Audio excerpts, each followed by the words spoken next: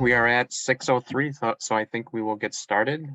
Just kind of write something in the chat if people can hear me.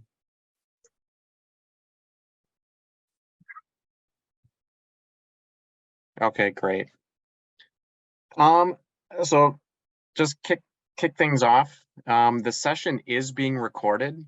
And it will be placed online so that people can view it afterwards. So just keep that in mind as you comment.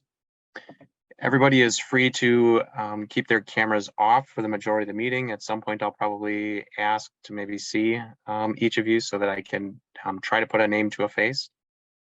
And yeah, so that's about it.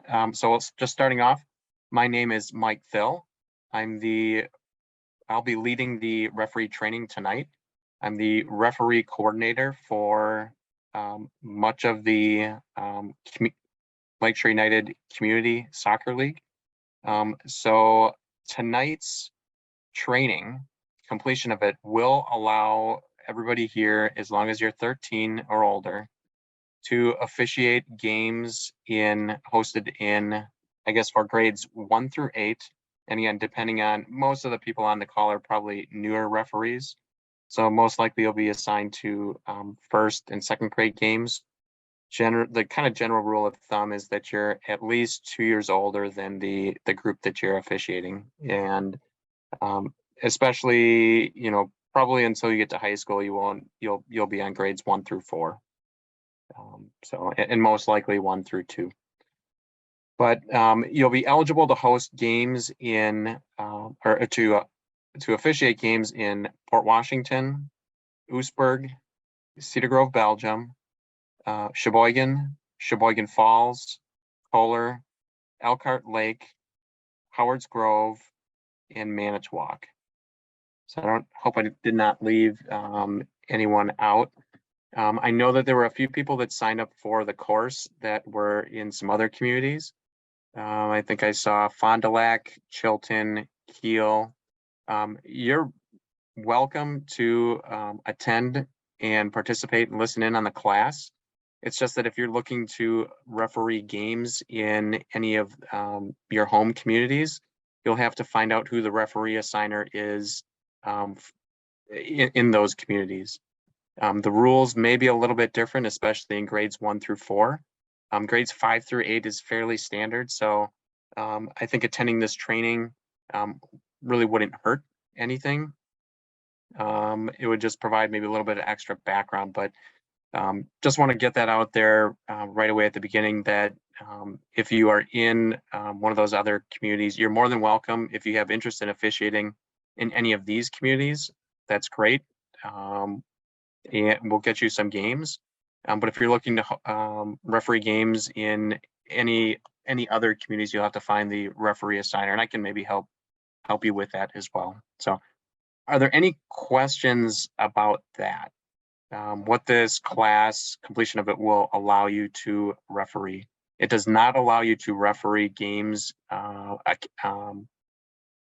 academy games. There might be some opportunities there if you participate in this class. Generally, though, you should have your USSF license to officiate select level games.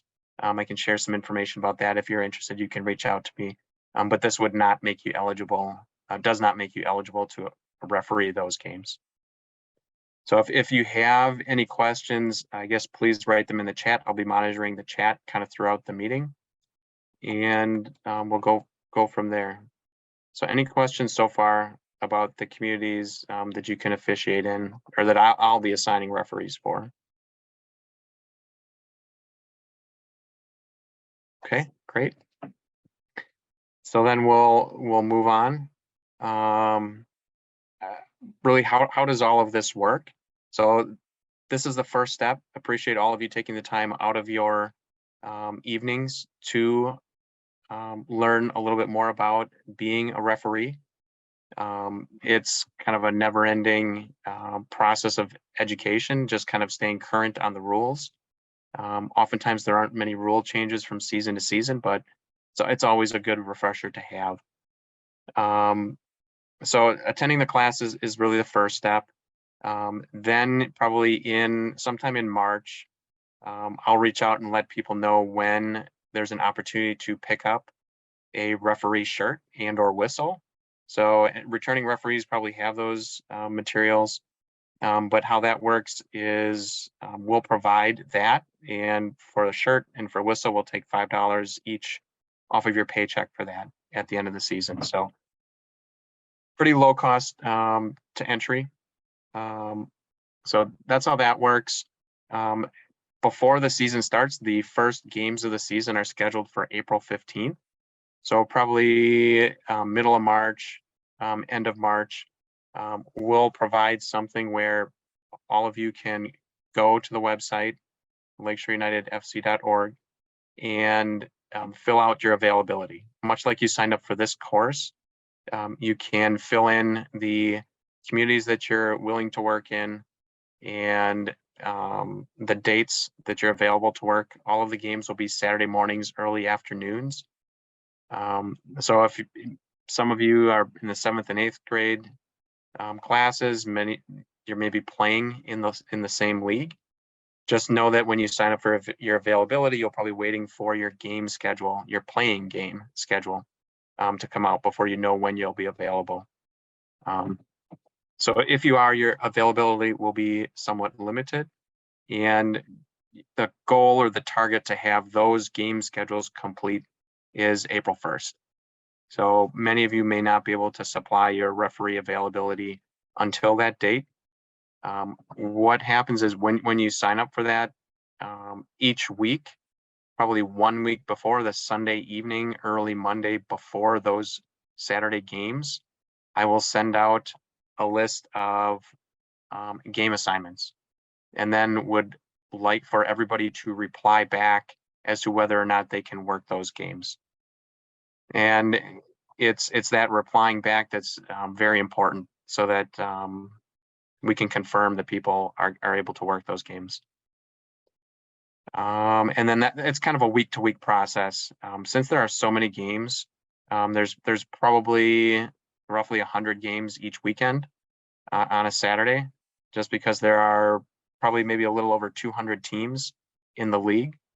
So roughly 100 games each Saturday that need to be filled.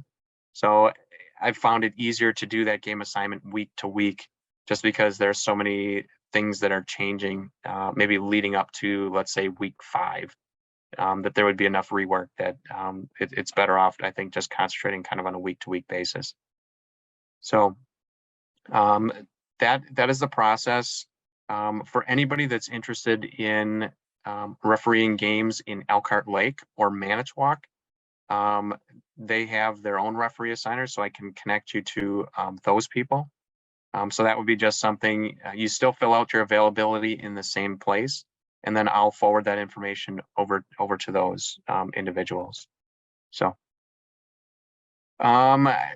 we are not planning for any other days other than Saturdays for spring. I found that just with this many teams trying to do things like during the week is it's a lot. And just because, we need, let's say, maybe 6 hours on a Saturday to get things through, 9 to, well, probably maybe more like 9 to 2. There just are not that many hours during the week. So we end up with tons of weeknight games just to get sort of one game in for everybody else. So just Saturdays planned. There's no community tournament planned for the spring. We were able to complete that in the fall. Went great. Appreciate everybody's help that participated in that. So last spring we had the community tournament in the spring, just because it wasn't able to happen in the fall. So it's good. Any other questions so far? Okay, if you have them, again, just write them in the chat. And as far as getting paid goes, I will monitor, and since I'm assigning referees to games, I keep track of everyone's game assignments. And then at the end of the season, probably 2 weeks by the end, I'll have referee checks sent out by mail to all of you. So it's a process. It takes a little bit of time, probably in in the fall, I think there were roughly a little over 100 referees that ended up getting paid. So it's a big group. It takes some time to do it. It is so getting paid is once and at the end of the season, and it is even if you finish midway through the spring, just kind of wait until the end. Just cuts down on a little bit of the admin work. So let's see, referee pay rates. I can share those my screen. And maybe before we start there, almost all of the information that I will be presenting tonight can be found on the Lakeshore website. So again, that website, I'll type it in the chat.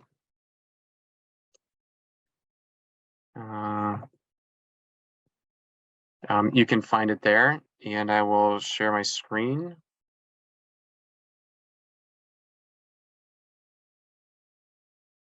And kind of walk people through. So let's see, and I've got to get it back. So can everybody see my screen? I'm sharing the Lakeshore United website page. Okay, great. So to find the information for referees, you would go under the resources tab. Just select referees. And then we have this tonight's course is being again recorded, and will be able to be found underneath this button right here, this link. Availability. Again, I will take everybody that signed up for the class tonight, add you to an group email list, and then communicate with everybody that way through email. Just with that many people works better than text. But availability form, people will click on this, and maybe I'll click on this and show people. So again, you would enter your name, your mailing address is important if you'd like to receive your check in the mail, phone number, email address, age, grade level. So just finding out, if you have referee experience. And then here we'll ask what locations, what communities are you willing to work in? So you select all that are applicable. And then that helps me know that, hey, if you're living in Sheboygan, you know what, you might be willing to work games in a couple of communities that are nearby. And the same with, if you live in Cedar Grove, maybe you're willing to work also in Oostburg and Port Washington, as an example. So, and then you would fill in for each, and again, this is the fall information. We don't have it updated yet for spring. But for each, we'll have each game day listed here, and then you just specify the time frame that you're eligible to work. So you'd maybe say 9 to 4, or you'd say 9 to noon, or 9 to 11, or you might say noon to 2, just kind of based on what your schedule is like. And then just anything else, other information that you'd like us to know, or special requests that you'd have.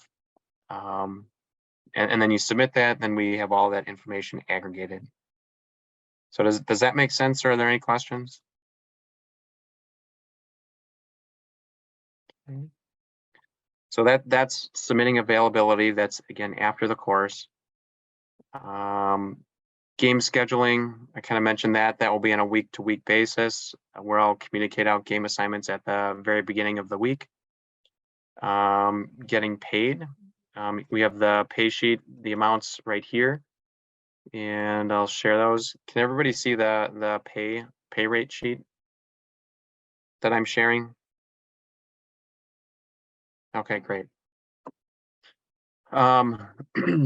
So grades 1 through 4, we only have one official, so they're very small sided games. Grade 1 is 3v3, grade 2 is 4v4. And we'll go through more of the specifics, and then grades 3 and 4 is 5v5. So no offsides. So we have a single official working those games. $10 a game for grades 1 and 2, $14 a game for grades 3 and 4, $18 a game for each official. So we have 2 officials for grades 5 through 6 and 7 and 8. So 18 for each official on a grade 5-6 game, and then 24 for each on a grade 7-8 game. And then if you were to happen to, this should be rare, but if your partner happens to not show up in 5 and 6 or 5 through 8, then the pay rate would be time and a half essentially. And you wouldn't need to worry about that. You just need to communicate to me if, let's say that your referee partner didn't show up. If I know that ahead of time, I would give you a heads up and kind of let you know that. So any questions on pay rates or getting paid? Okay. Good. And then again, the rules that we'll be going through, we have the general rules, grades 1 through 8. We have game reporting. So when you finish refereeing a game, if you're in 7th grade, I'll probably have you work grades 1 and 2. So most likely you're a brand new referee. And we do that just to get everybody comfortable working games. So kind of should be hopefully low pressure in grades 1 and 2. Get everybody used to blowing their whistle and remembering just how to manage the game. So game reporting, we ask you that after each weekend, after you finish working your games, that you come out here and maybe report the game score and if there were any issues with the game. So I can click on this. Okay. So can people see the referee input form? Okay, great. So I'll click next. I don't know why it's doing that, but we'll choose a field where you worked, and then maybe the grade. So if I said that I worked in Oostburg and I worked on field 1 or grade 1, and then you choose the game date that you entered, the game time.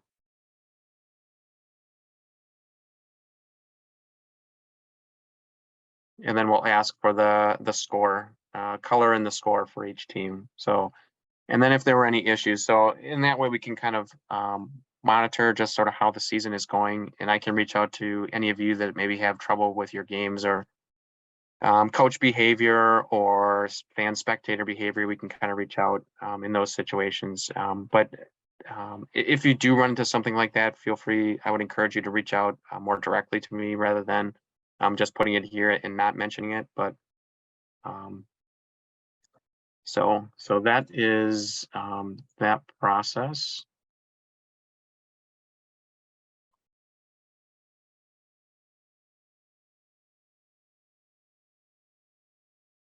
And then we have the grade 1 through 4 modifications. There's a referee game checklist, and that if anybody is interested in getting their USSF license, so if you are an experienced official or have done it a year or two and want to get into, make yourself available to officiate select and or academy games, the training is here, and we can provide more information if you have questions about how that all works.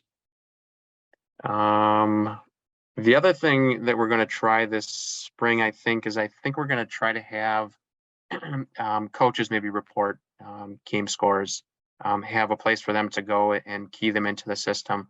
But we'll have some limits on if it's, unfortunately, if we've got something that's 15-2, we'll do something where we say maybe it's capped at 5, so enter 5-2 for the game score. But that's for coaches. All of you, I'm still encouraged to kind of report your game information through this means, and then I can follow up with you as needed. So we generally don't keep standings, but it's a way to kind of help monitor the health. We'll say the health of the league and what's going on out there.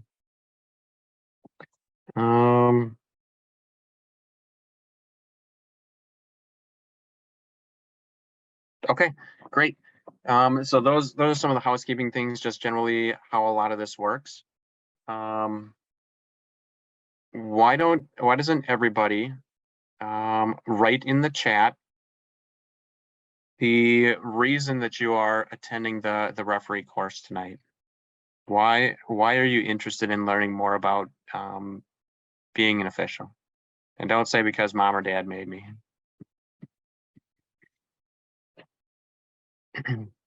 Okay, part-time job, a refresher. Okay. It's good.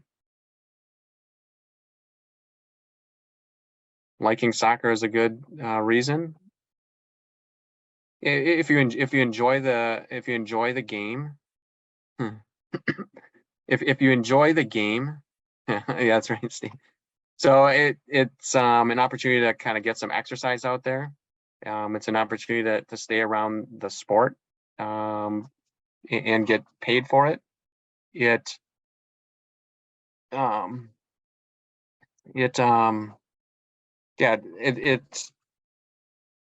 helps all of you. It helps develop a sense of confidence. It helps develop responsibility. It helps with organizational skills. It should help you become a little bit better player because you understand the rules better. Okay, great.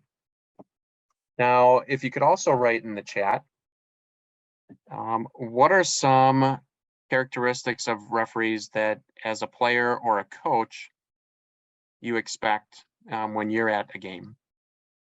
So what do you expect the referees to do? Okay, great. Be consistent, be fair and honest. Yeah, to care what's going on out there. Good. Know the rules, be respectful, keep the game under control.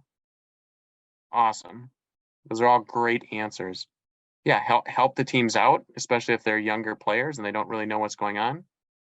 Blow the whistle loud. Yeah, don't get in the way of play.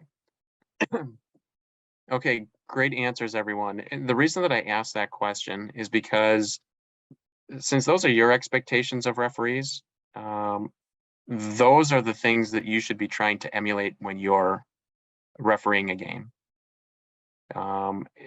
The coaches for the game that you're refereeing, the players that are playing in the game that you're officiating, the spectators who are watching the game, they all want you to blow your whistle loud. Well, first to use your whistle, second to blow the whistle loud. Also to be confident, that's a great one, be confident in your call, to be knowledgeable of the rules, to be fair and not call fouls just on one team, even if both teams are kind of doing the same sorts of things out there. Coach signatures on the scorecard. I don't think we'll do that this season. That's a good question. We haven't done that the last couple of seasons. I think as long as you report it online. But again, so those are the behaviors to be on time. You expect the referees to be there on time, not running up after the game has started. So the game is starting late. The expectation for referees is that you're there at least 15 minutes for the community league, at least 15 minutes before the start of the game. If it's any less than that, then, I think you as a referee are maybe getting a little bit anxious. You're a little bit concerned that you're going to be late and, things start to unravel before they even start. So all great answers. Those are things that you should keep in mind.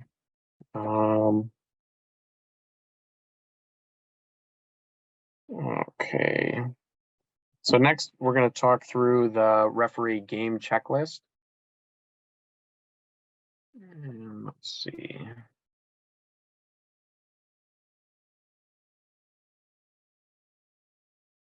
I can't find it.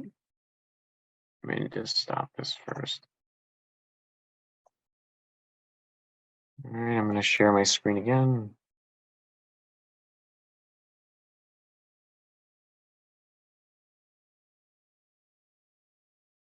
All right. So can everyone see my screen? I'm sharing the referee game checklist document that we have.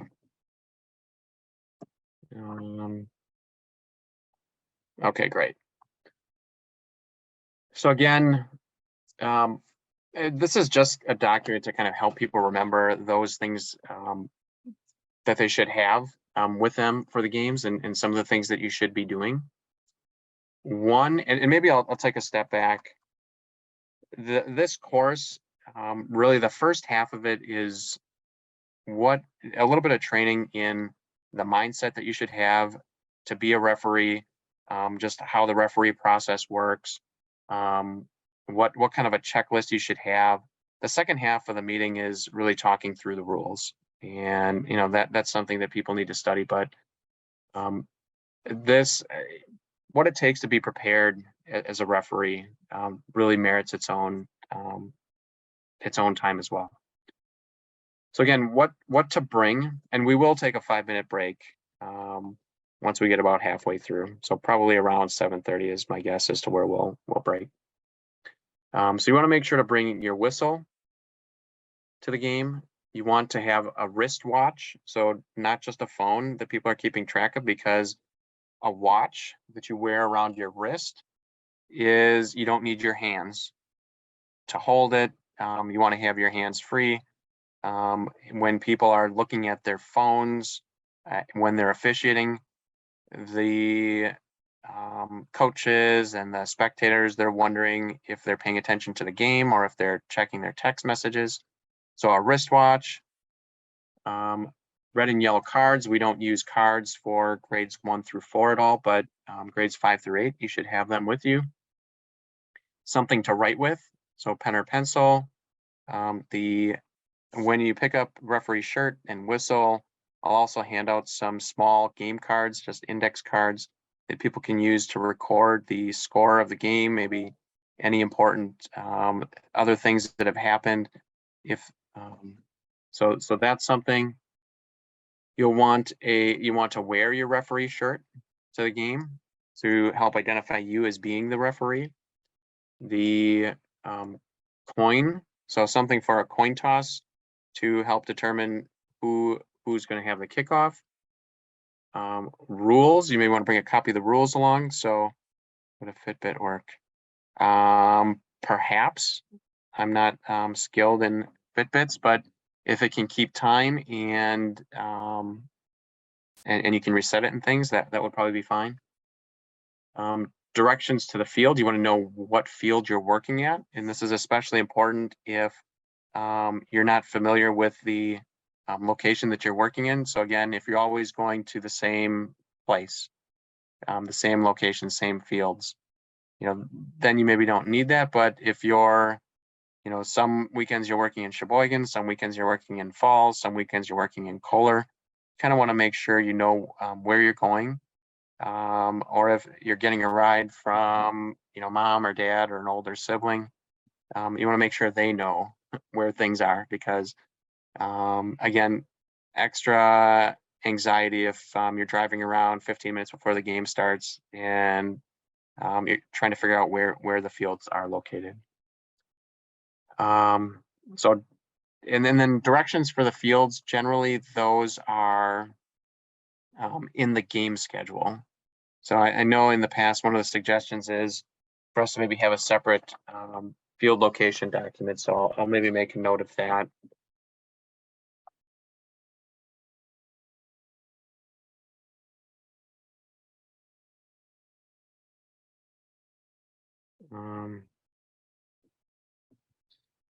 So let's see. You want to have something to put your personal items in. So I recommend a duffel bag or something like that. So if you are bringing a phone along, or you've got, an extra sweatshirt, or you've got, some food that you're bringing, food and water or something to drink, to bring those things along, you want to put that in a bag, not just toss it on the grass at the center field, because it has a very good chance of being incorporated into the team's equipment, and it may end up being lost. You'll want a game card to record your notes. So again, the score, or maybe any injuries serious injury that were to happen. You may want to keep track of who kicks off in the first half. I encourage you to write that down so that you can remember easily who's kicking off. It is the second half. And then as far as scores, it's just kind of recording tick marks. So you put a line for 1, 2, 3, and so on and so forth. You want to maybe have a note as far as the games and the fields that you're working that particular day. Again, most people are going to work on one field, consecutive games and be finished.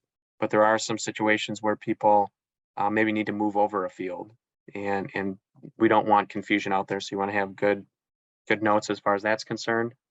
And then it's always good to have my phone number. And what I tell people, I mean, I can type it in the chat. But what I tell people is send me a text. Don't try to leave me a voicemail. I purposely don't have voicemail set up because I'd much rather scroll through text messages and figure things out versus need to log in and listen to voicemails. So much easier to read it, a text message. And then in a text message, you want to make sure to include your name and I guess specifics about whatever question or issue you may have. So any questions on kind of the what to bring? Okay, great. Again, in the helpful hints, know the rules. We talked about that. Work enthusiastically, look like you are interested in being there. Blow your whistle for everyone to hear. Announce your call. Use hand signals. This is kind of more of a select thing. If people know the hand signals, that's great. Don't really focus on it much in this course. And then use your whistle to control and stop the game. All of you as referees, you're free to wear cleats or sneakers. Either one is fine. Cleats or tennis shoes or even turf shoes. That's kind of up to you. Just be aware that in the springtime, probably more likely to be kind of maybe wet in some instances or maybe a little bit soggy. So making sure that if you are wearing tennis shoes, you want to make sure that they have some tread left on them so you're not slipping and falling.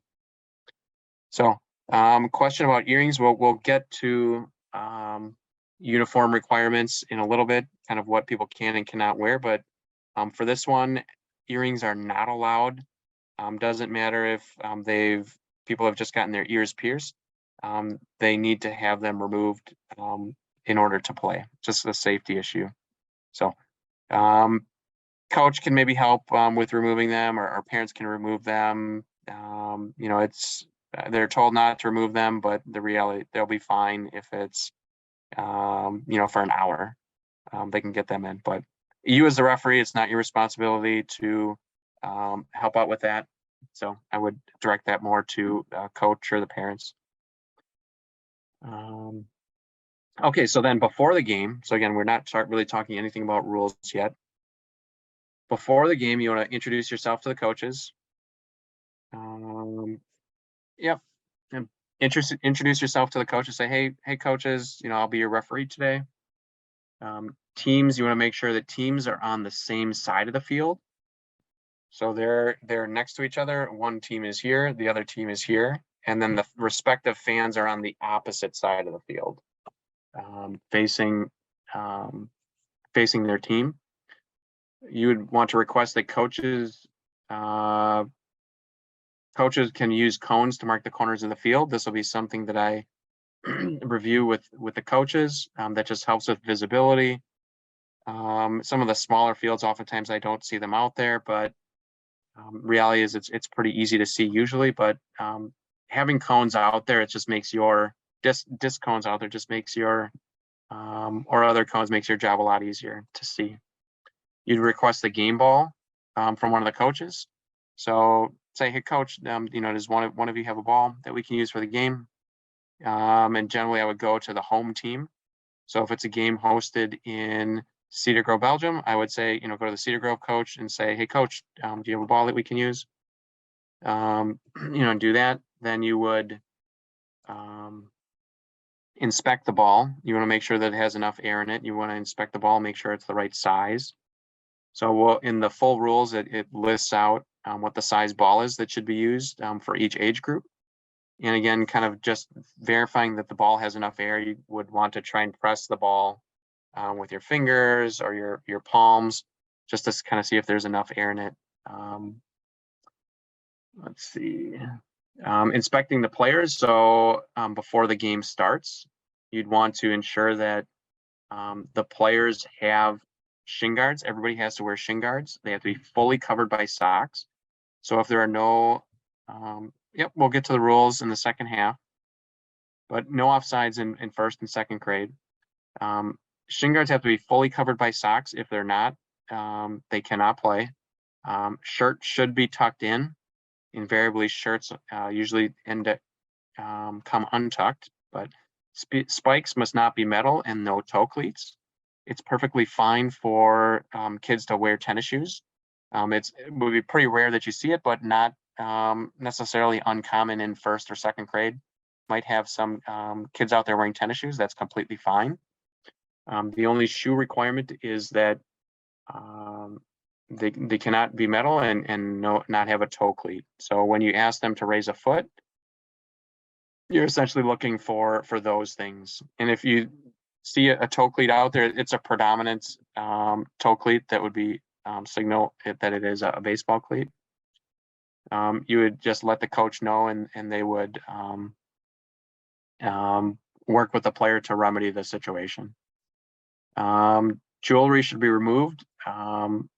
We already mentioned that earrings cannot be worn during the game. We would make sure to let the coach know that before the game starts, and have the coach work with the parents to correct that.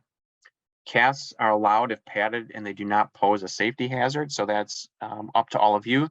If it's just a hard cast that's recently gotten and there's nothing to wrap around it, the player cannot play. If there'd be something that could be wrapped around it, I've even done, some people might disagree, but I've even had them, hey, if somebody's got a sweatshirt or, a couple of shirts or something tied around it, or if there's kind of a bubble wrap or kind of a foam thing, you might see that would be acceptable. So just not something where it's, kind of that rock hard that could be injure somebody. No baseball hats. Goalkeeper can wear a baseball hat if the sun is in their eyes. We'll talk about goalkeepers for teams. Goalkeepers must wear a different color shirt or penny. So if the teams are red and purple, the goalkeeper cannot be red or purple. So a different color shirt. Hooded sweatshirts can be worn by players, but the hood needs to be tucked into the shirt. Cannot be worn up. Players can wear hats, that's fine. Players can wear gloves, that's fine. And then also as part of when you're talking to the players, you'll want to let them know your expectations. So kind of the pregame speech. So everybody maybe write in the chat, what are some things that you would mention to the teams at the start of the game before the game starts? What kind of advice would you give them? So if you want to write that in the chat, please.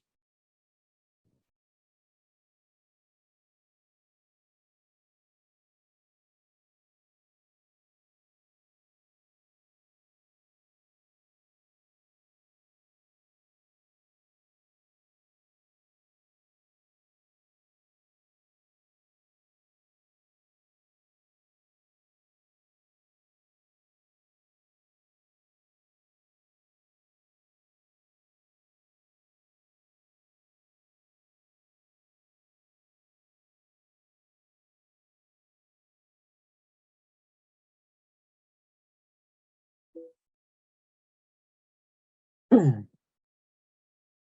right, so as I scan through,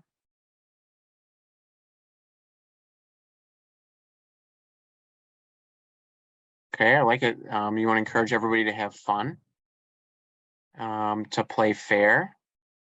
And I would say we want to be very descriptive, especially these younger kids. So keep arms down. That's one thing, kind of in a normal running position, not kind of out blocking or extended trying to push people. Again, kind of keep it clean. We want to probably be a little more specific. Even play hard and clean, be more specific. Yep, you don't want to, maybe don't push. So I don't want to knock people down. Might want to let players know, hey, first and second grade cannot use your hands. to pick up the ball unless you're the goalkeeper. Play fair. Right, you want to reinforce some of the rules, so maybe no heading and no slide tackling in some of the younger age groups.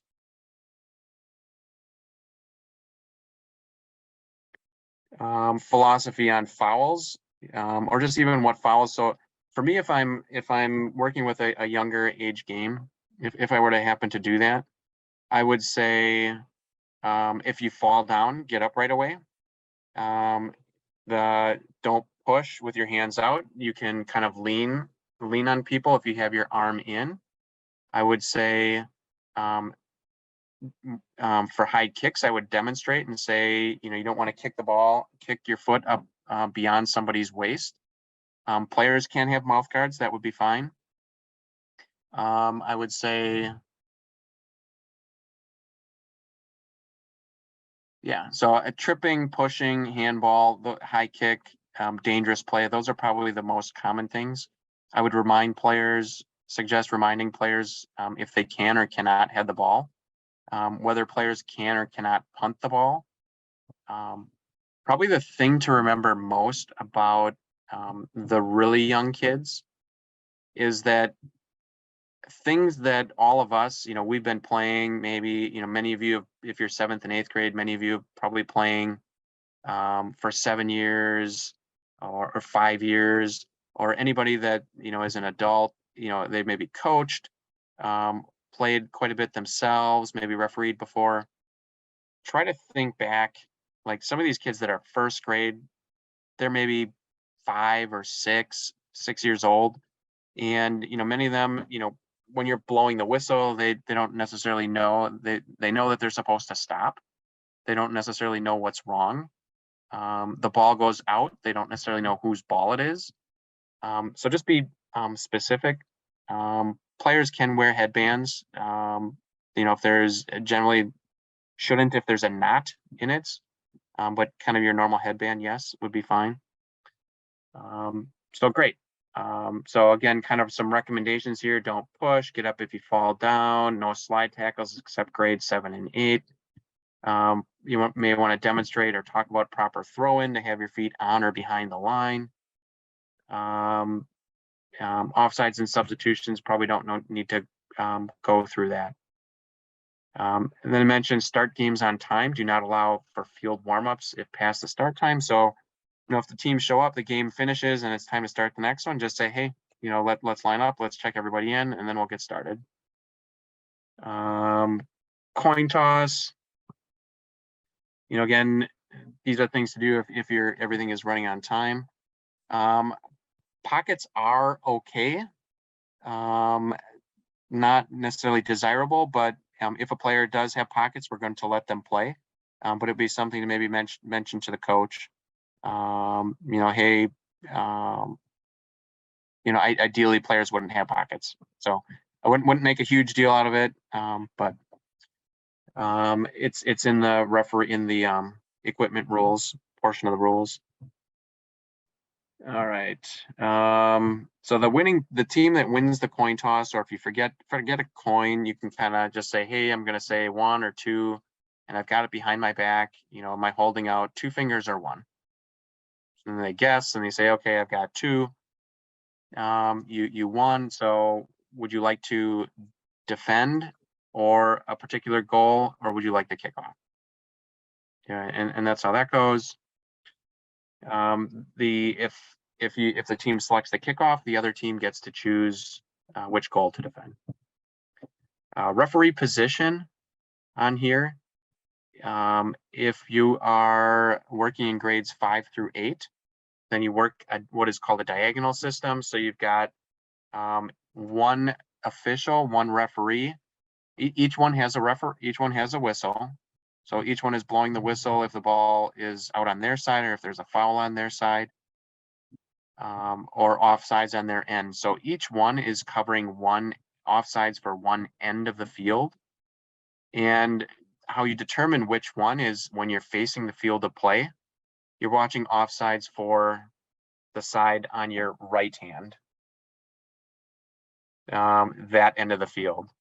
It's not on your left, so it's on your right. That's kind of an easy way to remember. It's something that you should talk about with your referee partner before the start of the game.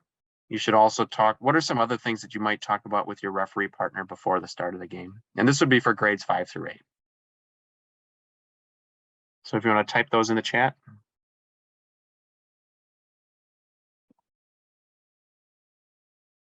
Oh boy, a stumper. Come on, everyone.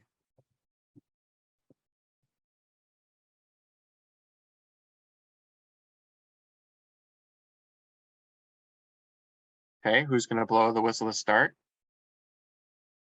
Just maybe talk about, some things, who calls what. So maybe who's going to give a pregame speech?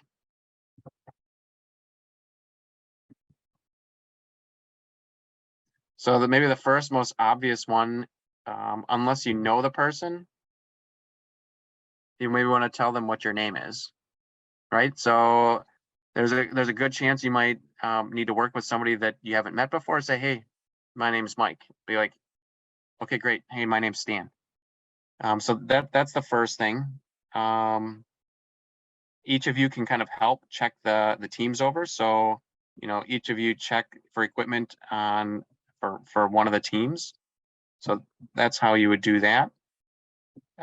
You would figure out who's going to have the coach sideline, coach team sideline, and who's going to have the spectator one. So the person that's on the coach sideline, the team sideline, that's the person that handles the substitutions.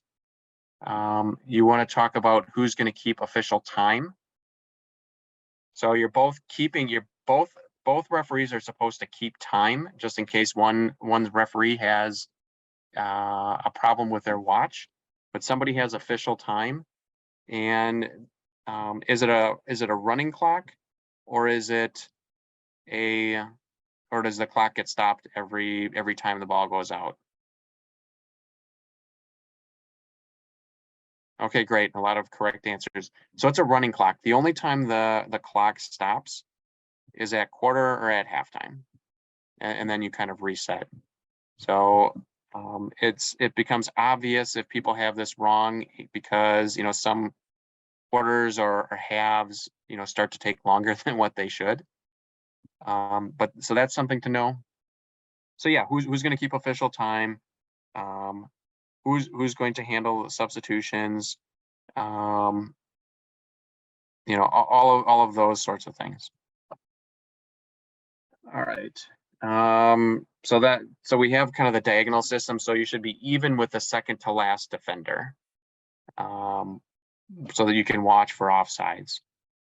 Coaches should have equipment. So referees, if you want to bring medical supplies, that's fine.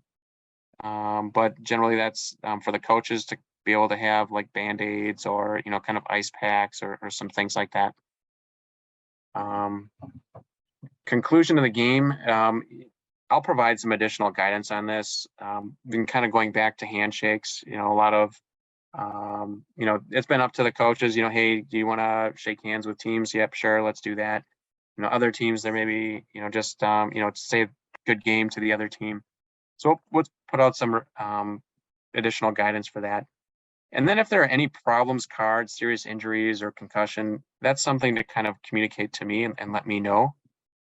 You would also, let me know that, and then I'll, depending on sort of what it is. And this is, again, if there's a concussion or if, somebody, were to break something, break a wrist or break a leg or do something like that, that would be something to make sure to communicate. So,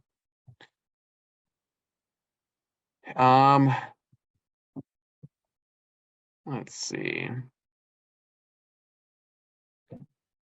So again, generally at first and second grade, you're not going to get too much in the way of disrespect at all. That is generally not going to happen. When it's older, and we'll go through this in the rules, those things merit cards. So it might be a yellow card for that individual, and they would be sent off the field. So, all right. Any questions on this document before we move on to the next one? Okay,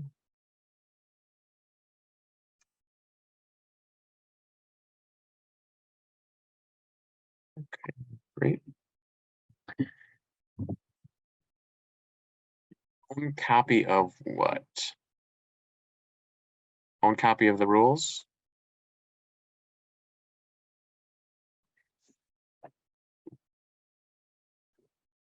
Let's see. All of the material that I'm presenting tonight, it is on the website. So just under the Lakeshore United website. Okay, so then let's see, moving on. Just some additional notes to kind of continue this discussion. So I'd already mentioned 15 arrive to the field 15 minutes before the first game, before your first game. You'd want to know the weather and dress appropriately. So in the chat, please write if it's generally, if you as a referee are going to be warmer or colder than a player, provided everybody is dressed appropriately. Is it warmer or colder for the referee? So quite a variety. It's colder for the referee because the referee is generally not running around as much as the players. So the reason I asked that question is many of you are players, and how you would dress to be a referee, you need to dress warmer than you would as a player. And it's always better to bring extra clothes. It's always better to bring extra clothes than not enough. So again, these spring games, they can be cold. The tricky temperatures, 30 degrees, everybody knows, okay, you should dress cold or dress warm. The 40s and the 50s, that's where it tends to get maybe, some people get a little bit confused, kind of fool themselves into thinking they're going to be fine and warm. So bring, sweatshirts, hats, gloves, wear sweatpants. You don't have to wear, shorts all the time. So that's something. Something else, you want to make sure if it's sunny, put sunscreen on ahead of time. You want to make sure to bring something to eat. You want to bring something to drink. Game cancellations are going to be ahead of time, would be by me and the other community leaders. Or if it's raining really hard during the course of the game, that would be something that you would have a discussion with the coaches. And again, some of it depends on what the field conditions are before the game starts. Are they in really good condition? Are they in bad condition? Do we think it's going to rain for just a very short period of time? Is it going to rain for a long period of time? What are the age of the kids?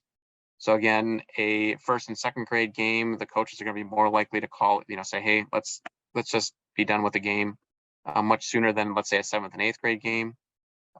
Referees don't have to worry at all about reschedules.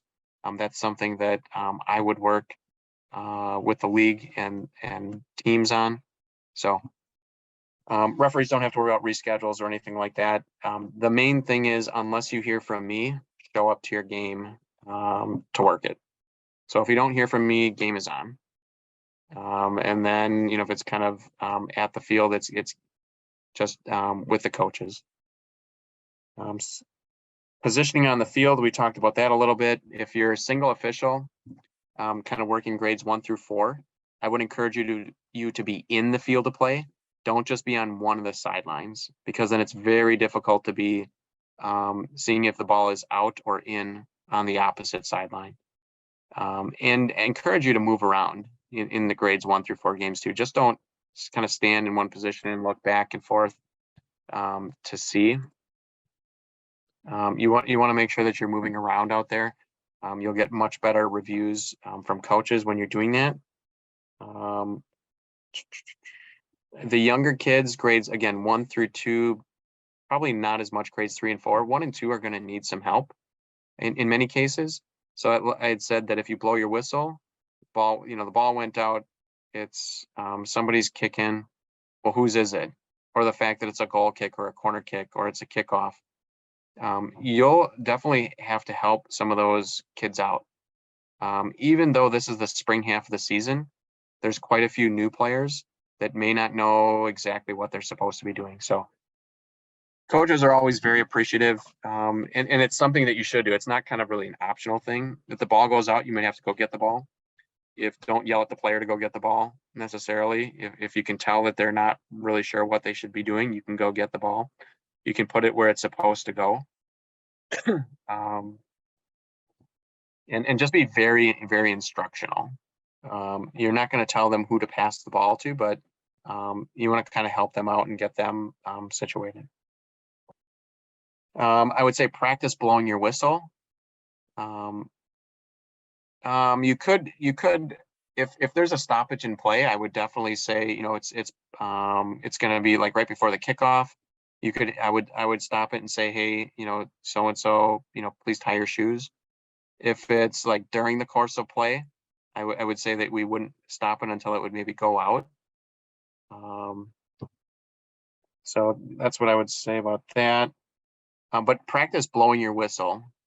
And there's a technique. So you have to hold it like this with your index finger and your thumb, and you want to make sure not to cover the hole in the whistle, that the air would go out. And when you blow a whistle, it's a quick, short blow. It's not like blowing up a balloon. So it's really quick and short, and that will help. So it takes some practice. If you've never done it before, don't let the first time you blow your whistle be your first game, because again, it's just extra stress that you don't need. Always pay attention to the game. Don't ever turn your back. That means don't turn your back on the game as you're walking, let's say back up the field. You're always going to be watching where the ball is and kind of what players are doing, or you might miss something. We've talked about this. First impressions are important with the coaches and with the players and the parents. Yeah, that's a good question. If you blow your whistle and it gets ignored, you want to blow it again. Or you, again, for those younger kids, step in and go grab the ball. You can't necessarily, don't want to necessarily just want to wait and kind of see what they do. So you want to be, participate, grab the ball. What's one of the most important things out there? Your job as a referee. One of the most important, we talked about being fair. We talked about knowing the rules. What's one other very important thing? Your main job is, all right, Chelsea and Seth got it. So keep the players safe is what I was looking for in this instance. And you do that by blowing your whistle when there are fouls. I encourage everybody to blow the whistle every time the ball goes out, especially grades 1 through 4. If it's goes out beyond the sideline, if it's beyond the end line, blow your whistle, because it will get you more in the habit and more comfortable doing so when there are fouls. So again, if you go the entire game and you didn't blow your whistle once for a foul, you missed some. Can almost certainly say that. So that can be a little bit of a metric. You have to call 10 fouls in the game, but if you go the whole game and you didn't call any fouls, you probably missed some. So, and this is the thing that will get coaches the most upset,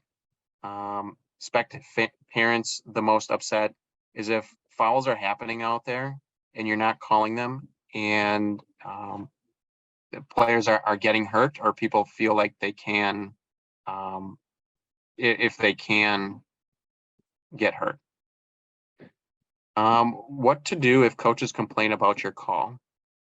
So the first advice that I would give everybody: coaches are going to complain about things that they don't agree with. That's kind of the main reason that somebody would complain, or maybe disagree with a particular call. So the first thing that all of you can do is to know the rules well and to blow your whistle when you should and to be fair. So beyond that, if you're kind of doing your best out there, because if you're not blowing your whistle, you can expect the coaches to be upset about that. If you're not making calls, if you're not moving about the field, that's kind of what's naturally going to happen is people are not going to be happy with how you're performing out there. So so that's good advice. In the pregame, you can say, hey, you know what? If I call a foul, if I see a foul, I'm going to call it. And then you have to do it. But still, there are going to be situations every single game. I've been officiating for quite a few years. Others on the call have been officiating for, some of you for many years. It's very rare that I finish a game and I think that one was perfect. I got everything right in that game. That's maybe the goal, but it's a little bit unrealistic. But in those instances when the coaches disagree, you don't need to respond. It's almost, you get into more trouble if you start to respond. And again, this is more likely to happen in some of the older games, but when you start to get in a dialogue back and forth with the coach and start to argue about whether the call was right or not, you're almost better just leaving it alone and, just knowing and being prepared that, what, you're going to get some comments where coaches disagree. Now, in that same token, we'll maybe talk a little bit later, how a coach disagrees is important, or how a spectator does is important.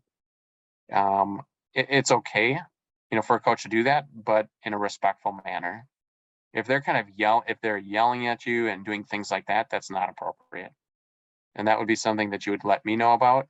And again, I believe coaches and spectators can be asked to leave. Well, I know they can, but from a card standpoint. But again, what I would really encourage everybody to do, the best way to kind of prepare and avoid that kind of situation is to be making calls for fouls when they're occurring, and to be making sure that you're in the right position on the field so that you can see and make the right call. If you're doing those things, you're much less likely to have this stuff happen. So, and again, when there's a coach meeting, we'll go through all of that. We'll send something out to all of the community leaders and have them forward that on to their coaches and say, hey, you know what, you may disagree with, a call for a referee or just kind of how things are going, but it's just not acceptable to be really getting on their case in a game. So, let's see. Okay, so player safety. Already talked about. The league would cancel games early, so you would hear from me in that standpoint. If it's we talked about talking with the coaches. If you see lightning, then you need to wait. It's at least 20 minutes, I believe, 20 or 30 minutes before we'd restart. Maintaining time, so it's a running clock. We talked about that already. If there is a lengthy injury, you might add, a minute or two to the game. Again, that's generally going to be in the older games.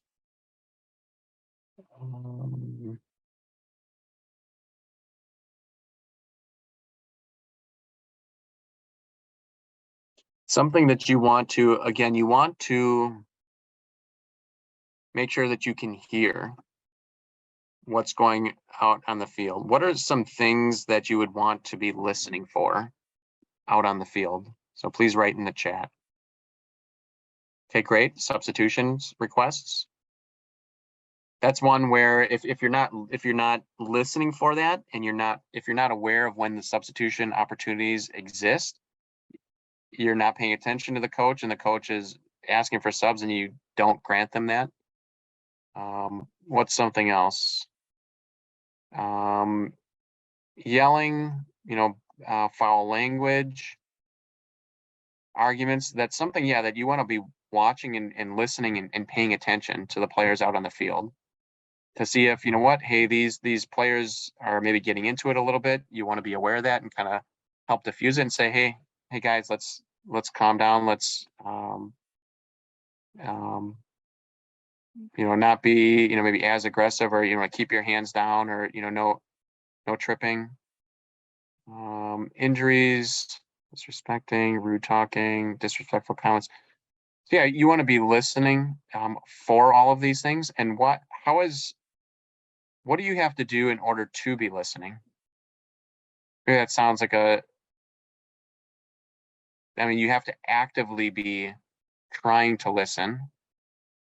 Nobody should be, as a referee, nobody should be wearing earbuds, listening to music or anything else. Everybody should have their ears available.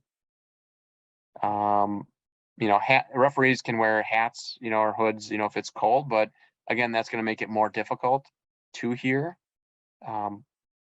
But again, yeah, be engaged in the game, be kind of moving about the field. If you're standing over on the sideline, again, it's difficult for you to see what you should be seeing, and it's also more difficult for you to hear some things as well. Okay, great. So important to hear.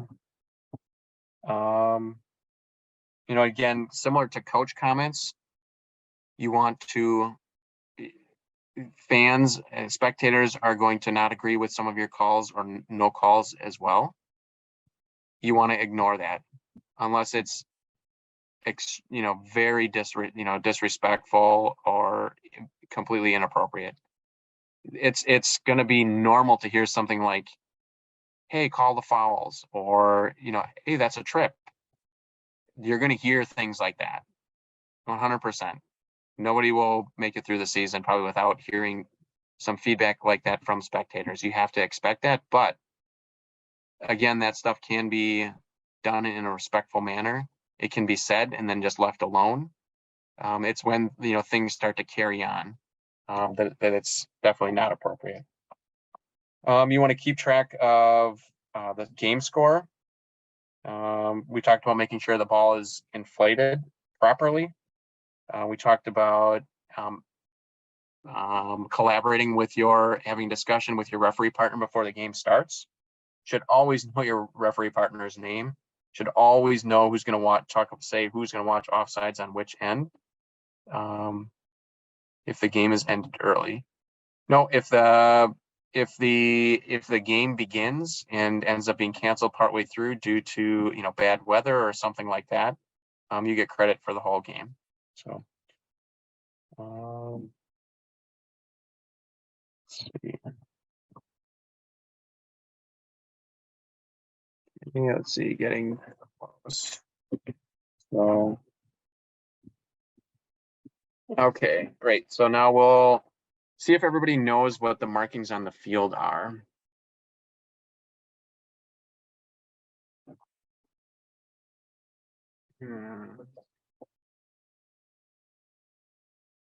So do people see the field diagram, or do people still see the referee checklist? Okay, great. So just kind of a mock-up of a field.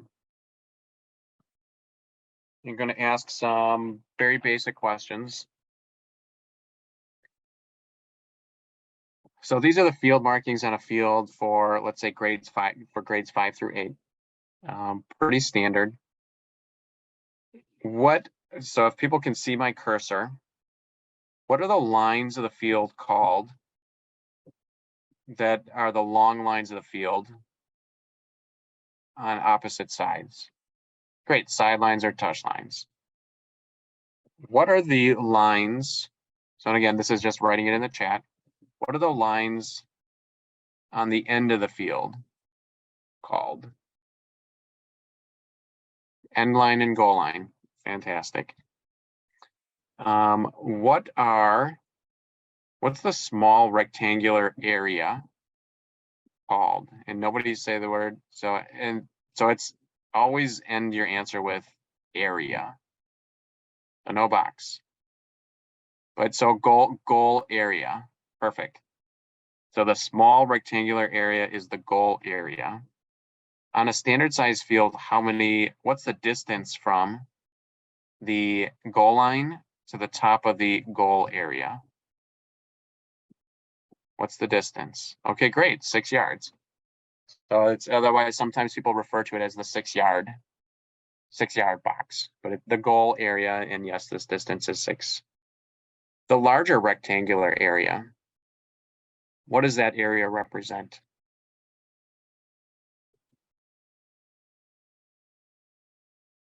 Okay, great. I saw it in there. This one right here is the penalty area.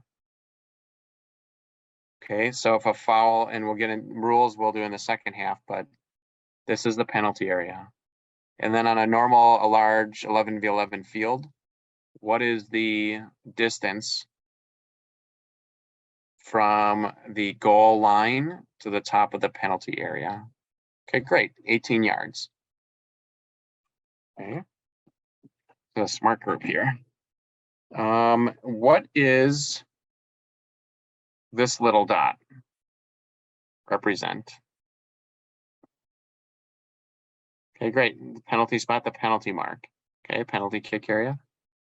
And then what is the distance? All of the fields should have this marked. Again, grades 5 through 8. Grades 8, and in the rules, we have listed out, I think, the distance, but on a standard field, what's the distance from here, the goal line, to the top of the penalty area?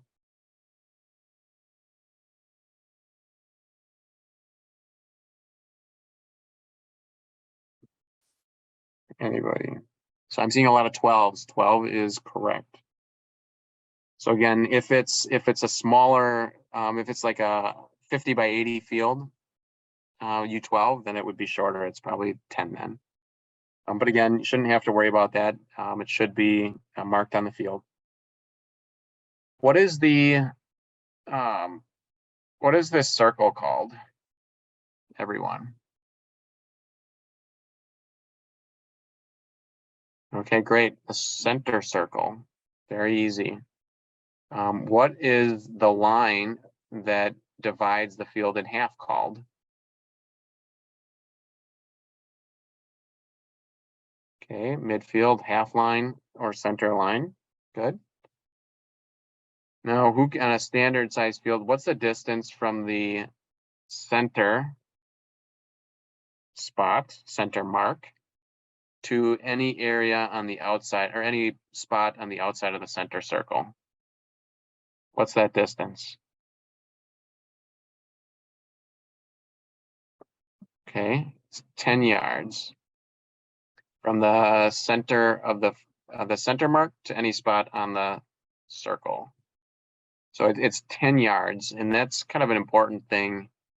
At the kickoff, when people with the ball are taking the kickoff, the opposing team has to stand on the outside of the center circle, and that kind of matches up. That's 10 yards away. That's the same as the distance required on a restart for a free kick, 10 yards away. So that makes sense. That kind of matches up. And then maybe one other marking. So again, these are the corner arcs, of course. The ball for corner kicks needs to be inside of or on the line for the corner arcs. But what's this arc right here called on top of the penalty area?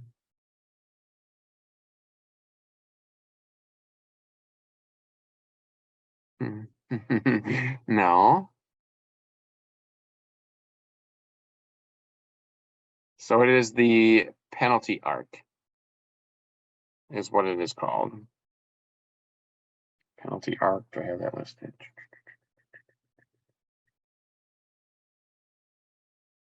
Yeah, penalty arc. So, and then when is this penalty arc used? What happens in a game? Great, during a penalty kick. So in a penalty kick situation, so the goalkeeper is on the line, they can move side to side. The player taking the kick is the only one allowed inside of the penalty area and inside of the penalty arc. So again, what's the distance from the penalty mark to the top of the penalty arc?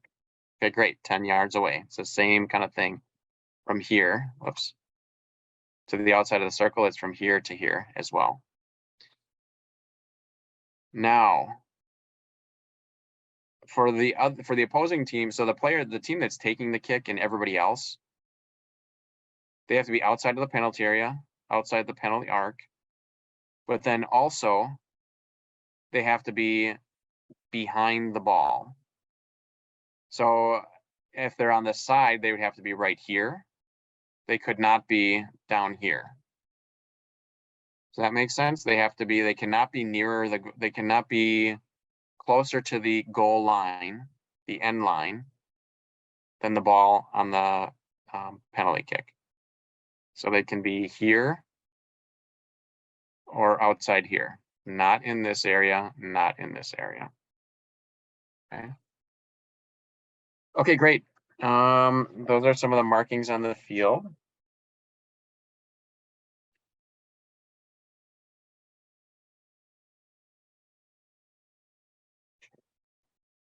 And maybe what we'll do, we're going to take a break here in just a couple of minutes. Why don't we, I'm going to stop sharing. Why don't we go around the, oh boy, let's see, how do I want to do this?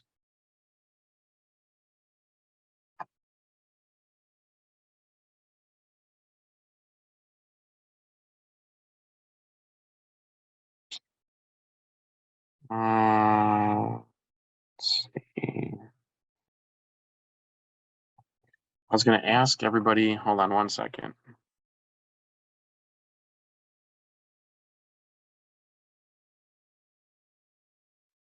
There we go.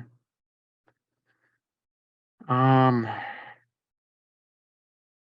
me do this.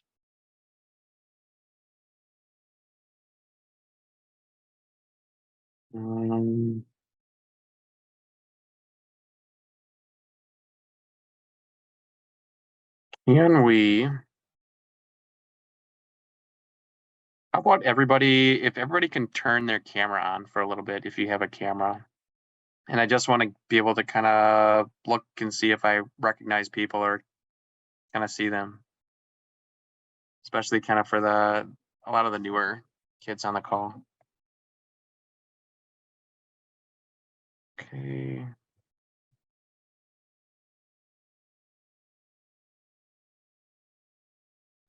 Great. So some familiar faces, some, kind of new people. I'm just kind of scrolling through here. All right. So what we'll do is when we, many of you, that are new, you'll need to pick up a referee shirt, most likely, and then, some will already have whistles, but if you need to pick up a whistle, that's when I'll have an opportunity to kind of meet each of you just very briefly and, kind of try to remember who all of you are. Like I said, the referee pool is, fortunately, it's pretty large. We're always looking for more referees. But again, you'll have to be patient with me. If there's, let's say, 100 referees out there, and every season, I think on the call right now, we have 33. I think there were probably 50 that signed up. So there's going to be a few people that are watching it sort of after the fact.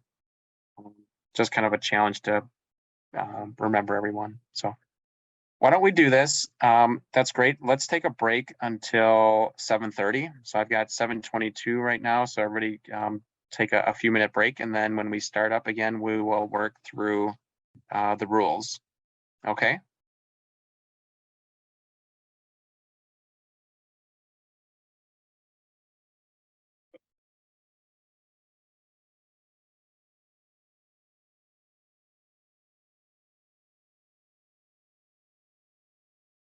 All right, everyone, we're at 7:30, so we'll get started again. So can everybody, oh no, you cannot. Share my screen.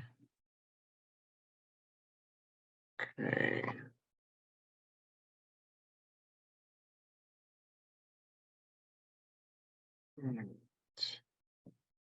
So again, many of you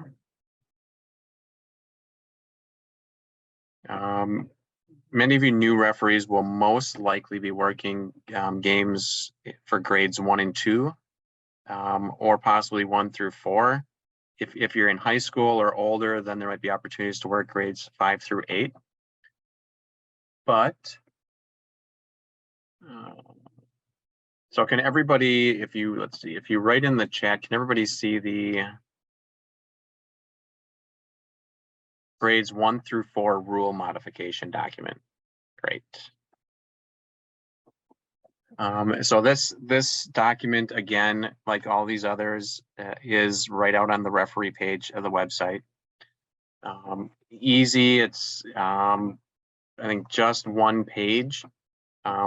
And again, so these are the exceptions. Many of you play soccer, have played soccer for a number of years. These are kind of the rule differences, what's different about grades 1 through 4. So first, 1 referee is used. So the field for grades 1 and 2 is only 20 yards wide and 30 yards long. So it's very, very short. Goalkeeper must wear a different color shirt penny than both teams. So there is a goalkeeper in grades 1 through 4. There must be a goalkeeper, and I want to see. So that's something that kind of comes up in a few games.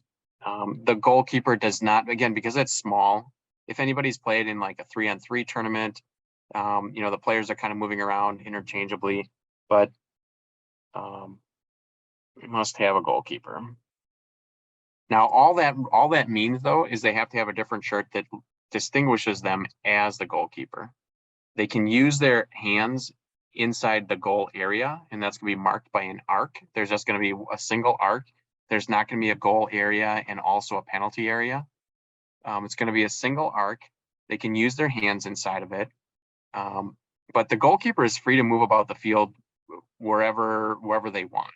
Just like a goalkeeper in a regular game, they can come outside of the penalty area. It's rare, but in that small format, they can do that. They just need to be wearing a goalkeeper, a different color shirt. So I said they can use their hands. The goalkeeper is not allowed to punt the ball.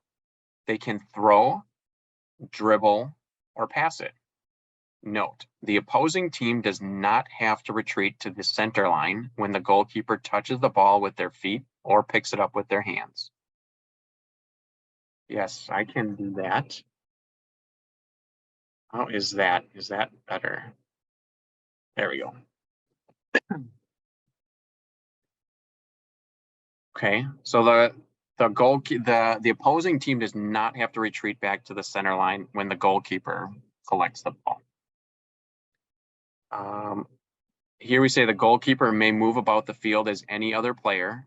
They do not have to stay in front of the goal. Okay. So any questions about the goalkeeper so far? Pretty standard. They can use their hands. They can only use it inside of the center arc. The opposing team can be in the arc when yes, the opposing team can be any place when the goalkeeper collects the ball. If they goalkeepers do not need gloves at any age group. Okay, so then kind of moving on, when the ball goes out on the sideline, it is a dribble or a pass restart. There are no throw-ins. So no throw-ins for grades 1 through 4. It's a dribble or a pass.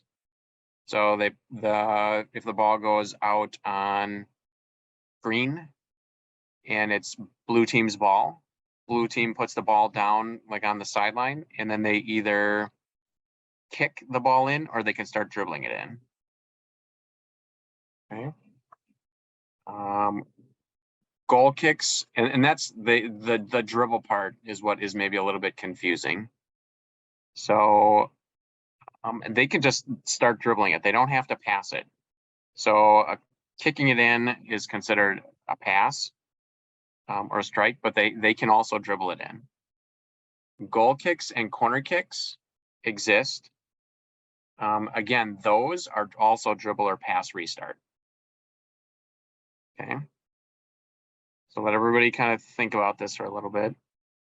So there are no throw-ins. It's either dribble or pass in. There are goal kicks and corner kicks. Those are also dribble or pass restarts. Yes, a goalkeeper can score a goal. That's the same in any age. Okay. So then next, on a goal kick, the ball is placed on top of the goal arc. Okay. The defending team retreats to the center line and may pressure as soon as the ball is touched and moves. Okay. So earlier we said that if the goalkeeper collects the ball in their hands or it's just at their feet, then the opposing team does not need to retreat. But if it's a goal kick, then the opposing team needs to retreat.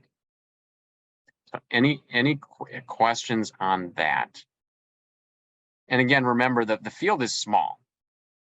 So it's not like they're far away, but just allowing the team that has the goal kick to put the ball back into play and start to move the ball without it kind of being right next to their goal. Okay, that's kind of the idea. So then, oops. Okay, can the goalie score a goal there? Yeah. So I think we'll get to the nature of that here in just a bit. It's coming up. So teams alternate taking the kickoff each quarter.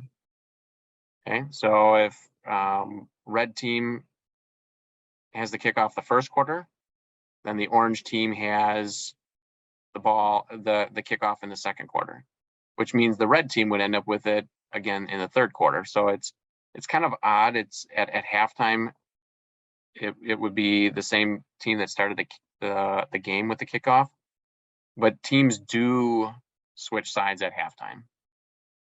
Okay.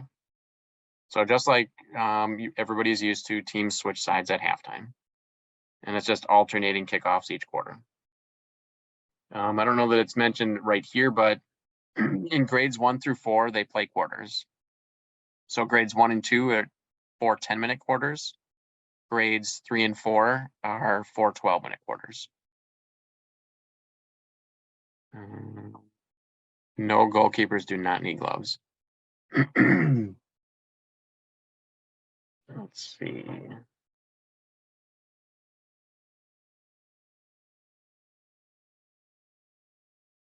Okay, so then next, after a goal is scored, kickoff at the center line. Okay, after a goal is scored, there's a kickoff at the center line. Kickoffs, and we'll get to this question. Kickoffs can be dribbled or passed for a restart. So the person does not have to pass on a kickoff for grades 1 through 4. And again, these are the rule exceptions for the rule modifications for grades 1 through 4. These rules do not apply for grades 5 through 8. So if people are keeping track, and we'll get to that, or maybe we won't. If we're keeping track, players can dribble or pass a restart from the sideline. They can dribble or pass a kickoff. They can dribble or pass a goal kick, and they can dribble or pass a corner kick. So basically, every normal restart. So then here it says, when dribbling a restart, which means a kickoff, a goal kick, a corner kick, or from the sideline. The ball cannot be shot and scored without touching another player first. A player could dribble and score without passing or without the ball touching another player. So a couple of examples, because this usually generates some questions. If the ball, again, just like it says right here, if the ball is on the sideline, they can either dribble or pass. And again, pass is the same as shot, kicking it. But a player cannot from the sideline shoot the ball into the goal without anybody touching it and it be a goal. So everything is indirect. Okay, and that's said down here. Indirect free kicks resulting from somewhere it says everything is in. Right here. No direct free kicks. Only indirect free kicks. Penalty kicks do not apply in here. So again, from the sideline, it cannot be just shot and scored. From a kickoff, it cannot be just a shot and a score right from the kickoff. But a player in each of these instances can dribble the ball and then shoot it and score. Because as soon as the player starts dribbling it, then there's no indirect free kick. About a super small. Yeah, that probably gets away from the kind of the real intent. I would say, if the ball kind of, if they play it, to themselves, that would be allowed. That's maybe something I've not heard that come up, but I'll see if we can't provide some clarification on that. But yeah, if it touched and moved, that I guess it would be considered a dribble and acceptable. Small touch and then shot. It's a good. Oh, you would be surprised, Levi. I mean, yeah. So,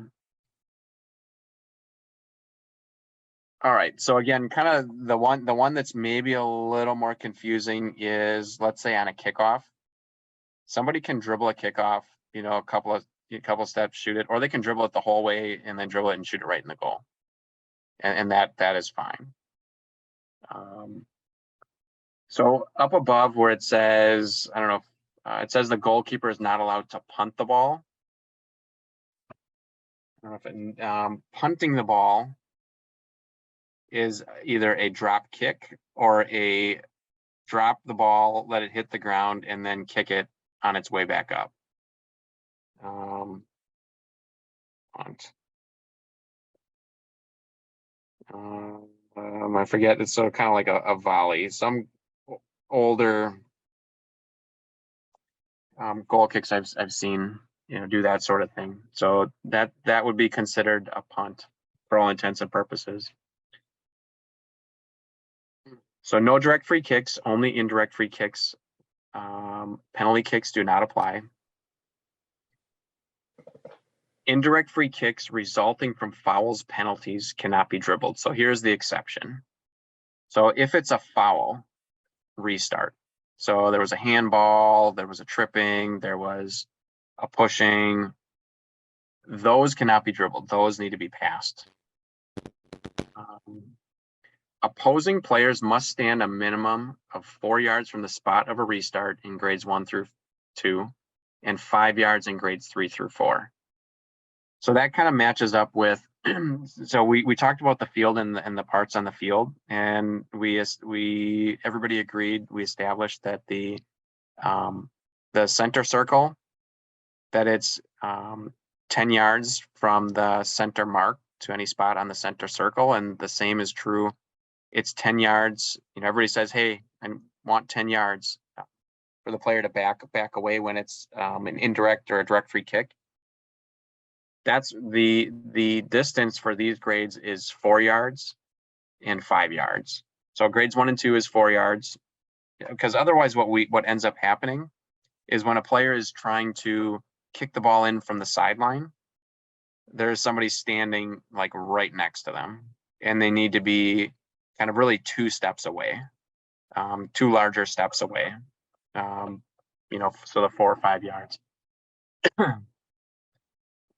Either team can substitute at any stoppage. So it's at any stoppage. So the ball goes out, or it's going to be a kickoff, or it's going to be a goal kick or a corner kick. They have to let you know, hey, I want to substitute. Any goal kick, corner kick, pass in, goal scored, etc. No substitutions are allowed on restarts after fouls unless substituting an injured player. Okay. Offside penalties do not apply, so there is no offsides in grades 1 through 4. Red and yellow cards are not used at all. And the competitiveness rule, so it applies when a 3-goal differential is reached. So the losing team may add 1 player. The player is removed if the goal differential is less than 3. So again, the score of the game, it's 1-0, then it's 2-0, then it's 3-0. The losing team can add 1. So let's say the losing team then scores a goal, so it's 3-1. That means the extra player comes off. Then let's say the winning team scores 1, so it's 4-1. So the losing team can add a player back, and that's how that would go. And you only add 1 player. A team that is losing by 3 or more does not have to add a player. So it would be just something, hey coach, you can add a player if you want, is what you would say. Are there any questions about these rule modifications? So for most of you, this is going to be the document that you want to study. And this is going to be what this is what you're going to want to study. This is what you're going to have to, see some games, participate in some games before you this becomes kind of second nature. But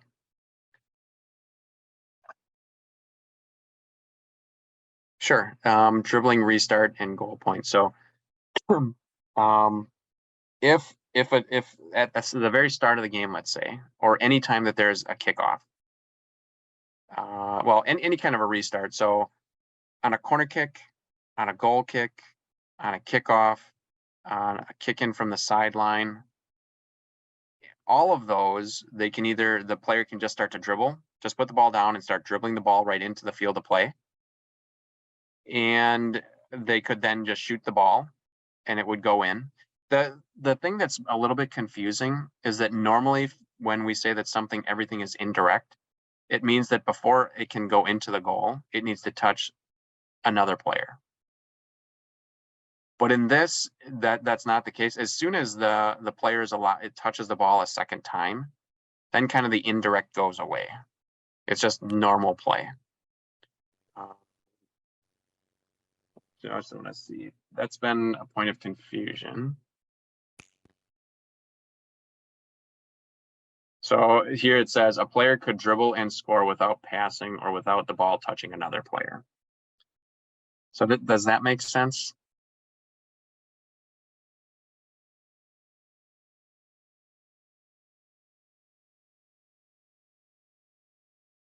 So this one is not to maybe overthink it too much. It's just that, this is a player can dribble and score without passing or without the ball touching another player. Okay. Something else that has come up since we don't have, in grades 1, maybe most likely in grades 1 through 2, hopefully not in grades 3 through 4. Some of the younger players, they're still trying to figure out, what they can and what they can't do. If they've not been around soccer much, maybe we have a kid that's overly aggressive and they're just fouling a lot. They're maybe running into kids and knocking them over or knocking them over from behind. That sort of thing. It's one thing to be able to call a foul, but, if it were, let's say, a normal game, it would be it might be behavior that you would definitely be giving a card for a player that just kind of runs somebody over from behind or just completely knocks somebody over. So in that situation, I'm going to put out further guidance on this, maybe put it in this document, I think. But what I'm thinking we will do is, if it's something obvious like that, or if it's, you know, something that happens more than once, that the referee can just say, you know, hey coach, we'd like that, you know, please have that player come out. Exactly. Please have that please sub that player out, and, you know, just kind of talk to them about kind of what they can and cannot do from a foul standpoint. So, because otherwise players can get hurt. So I've had one or two people kind of bring that up, coaches bring that up to me as something that they've noticed. And, you know, because we don't use cards for these younger kids, there seems to be not a great way to kind of correct that behavior.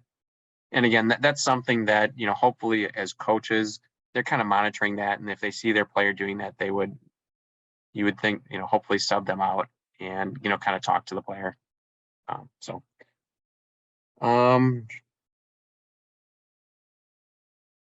Okay. So if I'm going to shift and go to the full rules. Okay. Going to make this one larger as well.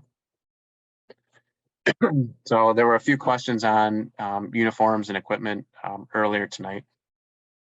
So everybody can see this, that it says community league rules and guidelines. Okay, great. So I'll kind of read through this and we can stop along the way, or if people have questions, you know, please put it in the chat. Again, this document is also right underneath that referee section of the website.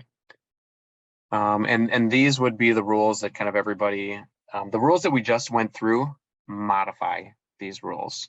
And we'll probably go through this, and then we might go through the grades 1 through 4 one more time for people. So uniforms and equipment, all players must wear their team shirt provided for them. So, you know, team should be all green and the team should be all blue.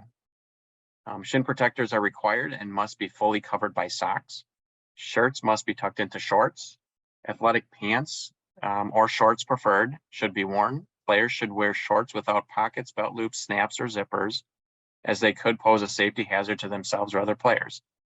Should kind of let the coach know that, you know, hey, you know, Johnny or Susie is, is wearing something that they necessarily shouldn't, but players will be allowed to play. Just kind of looking to correct that.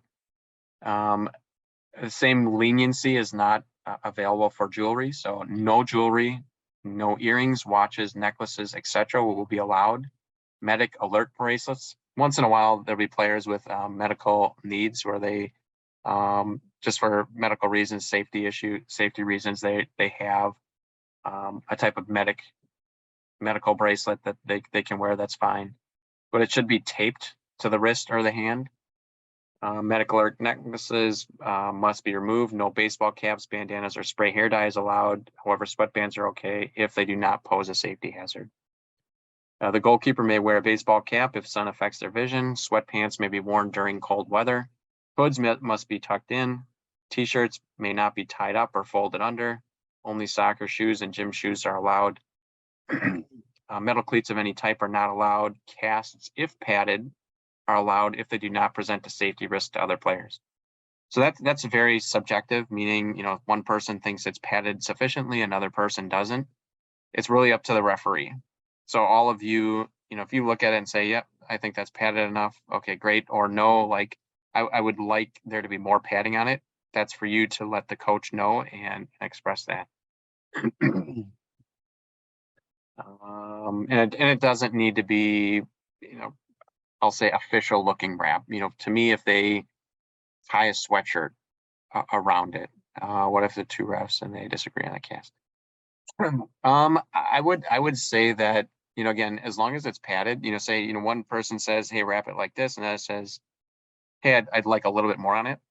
Just kind of go with that. Maybe, you know, kind of whatever you think. So, okay, good. 1/2 inch of padding, and 1/2 inch is not a ton, but that's good to know.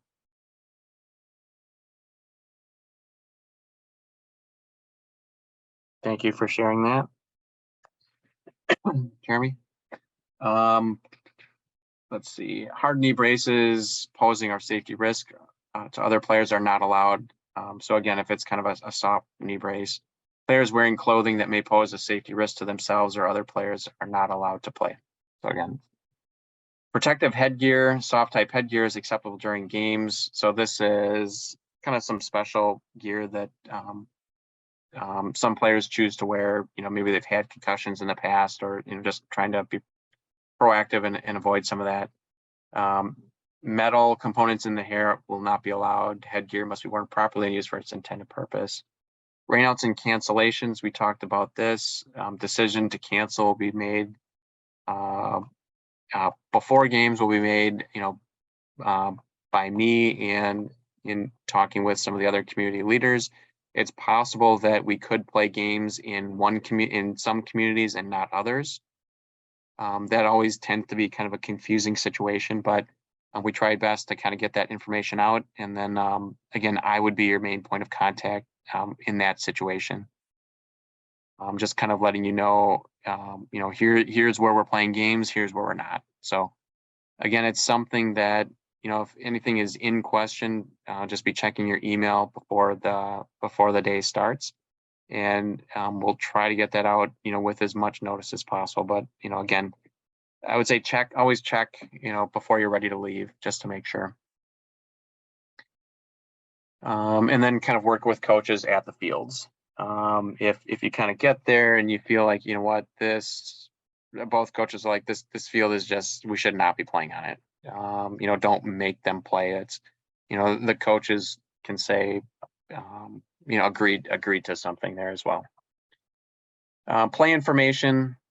So again, first grade and second grade, 4 10-minute quarters, both use a size 3 ball. For first grade, it's 3v3, and these numbers include a goalkeeper. So it's 2 players plus a goalkeeper is all that it is. Max roster size, you don't have to worry about as referees, unless I would say that if generally I'll receive feedback from coaches. Hey, the team we played today had 5 more players than they should have had, and they just rotated them in on us like crazy, and we had 1 sub. So it's something to maybe note in your game report when you report that online. But especially in grades 1 through 4, it's you might mention something. Hey, coach, it seems like you have a lot of players or more players, but not that the referee has to, I guess, do anything about that part. You could say, hey coach, I think you're only supposed to have 6 or 7.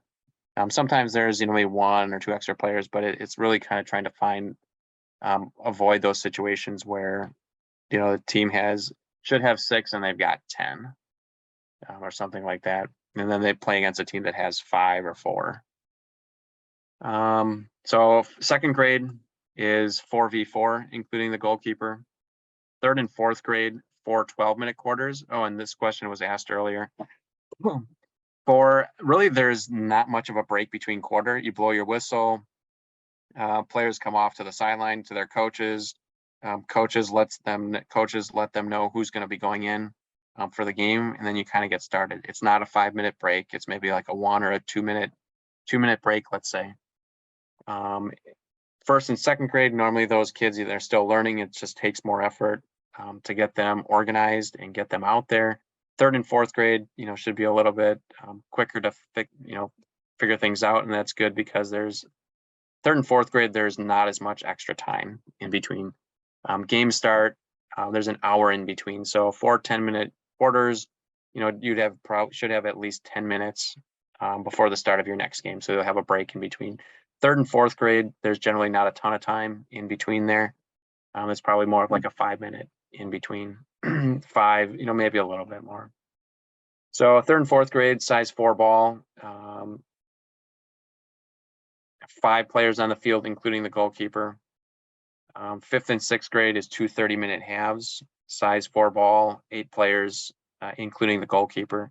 And then 7th and 8th grade, 2 35-minute halves, size 5, with 11 players. Okay. Teams not having the minimum number of players to start the game will forfeit. But again, if they don't have enough players, it would be, hey, coaches, do you want to share players and play a game?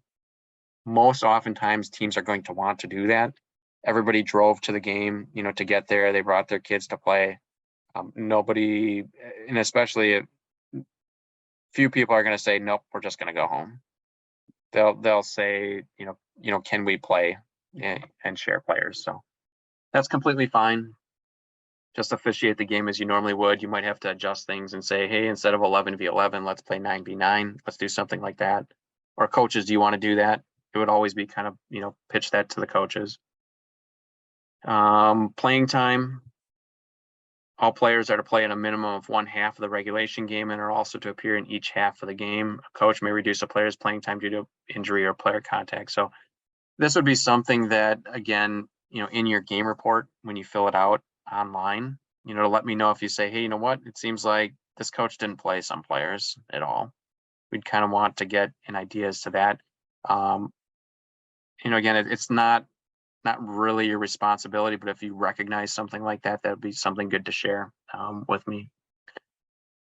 Game times, try to keep them scheduled on time. So again, the pregame speech that you give, the coin toss, the figuring out, checking players in, you do that. If the game starts at 9 o'clock, you want to be doing that a minimum, 5 to 10 minutes before. If you can have the checkout done and everything, the coin toss done a couple minutes before the start of the game, that's great. If you start at doing those things at the game time, then you're going to get the game started late. So start early. Coaching from the sidelines. Coaches may offer positive encouragement and direction from the sideline. Teams are on one side of the field. We talked about this already, occupying each one half of the sideline. So the teams aren't intermixed. The teams aren't spread out along the whole sideline. Each is on kind of their own half. And again, for a lot of this stuff, if you think to, how does the game go for the games that you play in? You've listened to a bunch of referee pregame speeches before. You know that the equipment gets checked over. Kind of where the teams, stand, and that you've been told that you shouldn't stand right next to the sideline. So, and that player equipment should be moved back. This would be something where you want to make sure that the player equipment is, at least a large step off of the sideline, 3 feet, so that you're not, maybe running into it, or so that the ball is not hitting it during the game. So coaches may move about their half of the sideline, each within their coaching area. Yep, space for throw-ins for grades 5 through 8. Yeah, space for kick-ins, just there needs to be space. So make sure have people sit back a little ways. And that's something that hopefully, if the fans, the spectators are sitting right on the line, just say, hey, everyone, could you please just move your chairs back a little bit? Just need a little bit more space here. That's fine. So a lot of it is tone, just how you ask, say please, say thank you. It's not, hey, you're too close to the line, back up, please, back up. So yep, stands right, just be respectful about it, and people will respond well to that, much better to that type of approach. Okay, so, and then coaching from the sideline may only enter the field to play when signaled by the referee or during halftime. They shouldn't be walking out on the field. It's just kind of let the players play. Players and spectators must remain 3 feet away from the sideline. This is what we just talked about, and are not allowed behind either goal line. So sometimes you'll see a coach maybe, kind of standing by the goalkeeper, trying to give them instruction. You should just say, hey, coach, can you just come over here on the sideline? We're not supposed to have players or coaches by the goalkeeper behind the goal. Substitutions, unlimited substitutions will be allowed with the permission of the referee in the following situations. So goals scored, teams can substitute. And when you substitute, we haven't talked about this yet, but when you signal for substitutions, you would blow your whistle and then raise your hand and then say, all right, subs. That's how you would signal that. So first, it's blow your whistle to stop play, raise your hand while the substitution is occurring, and then when the substitution is finished, you would lower your hand. especially in a two-person system, that lowering of the hand signals that play can resume. So that the throw-in can be taken, or that that play can resume. So keep that in mind. And all of you, again, you've played, many of you. That's, if you pay attention to the referees, that's what they're doing. So goal scored, throw-ins in your favor. So if it's red team's throw-in, red team can substitute. Goal kicks, it can substitute on either team's goal kicks, red or green. That's fine. The injured player can come out of the game. No, coaches cannot go onto the field in grades 1 through 4. They should stay on the sideline. The only time that coaches can go on the field is if for player injury, if the referee says, hey coach, come help your player. And then halftime, at the start of the half, your new players can come on. Substitutes should wait at midfield until signaled by the referee to enter the game. You might say, hey, players, maybe back up a little bit, don't stand right on the line. And then the opposing team may also substitute during a throw-in if the team in possession is also making substitutions. So again, grades 1 through 4, any stoppage, anybody can substitute. But grades 5 through 8, if it's blue team's throw-in and blue is substituting, green can also substitute. But if it's blue team's throw-in and blue team is not substituting, then green cannot. Okay. Start of play. So any questions on substitutions or anything so far? Okay, good. Start of play. The ball must be touched to start play. So again, this is on a kickoff, and may not be played again by the kicker until touched by another player. Again, we have the rule modifications for grades 1 through 4. So again, this is the main document, and then those 1 through 4 rules supersede. They take precedence over these. All right, so may not be played again by the kicker until touched by another player. Any number of offensive players are allowed in the center circle for the start of play. Defensive players may not enter the center circle until the ball has been touched by an offensive player. A ball replayed by the kicker results in an indirect free kick from the spot it was replayed. So if the ball does not move forward, sideways, or backwards, the game is restarted. So something that's important to consider, if the ball was never considered in play, then we usually have a redo. So if somebody takes a throw in, the ball never enters play, it was never in, it was just always out, it's a rethrow. If somebody kicks off and then they touch it again, the ball was in play, so it's an indirect free kick. Anytime the ball is in play and then something happens, it's either going to be indirect or direct. But if the ball was never considered in play, never restarted properly, then it's going to be a redo. So that's something to just, I think, read this and kind of know it. Pass back to the goalkeeper. A ball played back to the goalkeeper intentionally by the defending team may not be handled by the goalkeeper. Foul, and I'm going to write a note.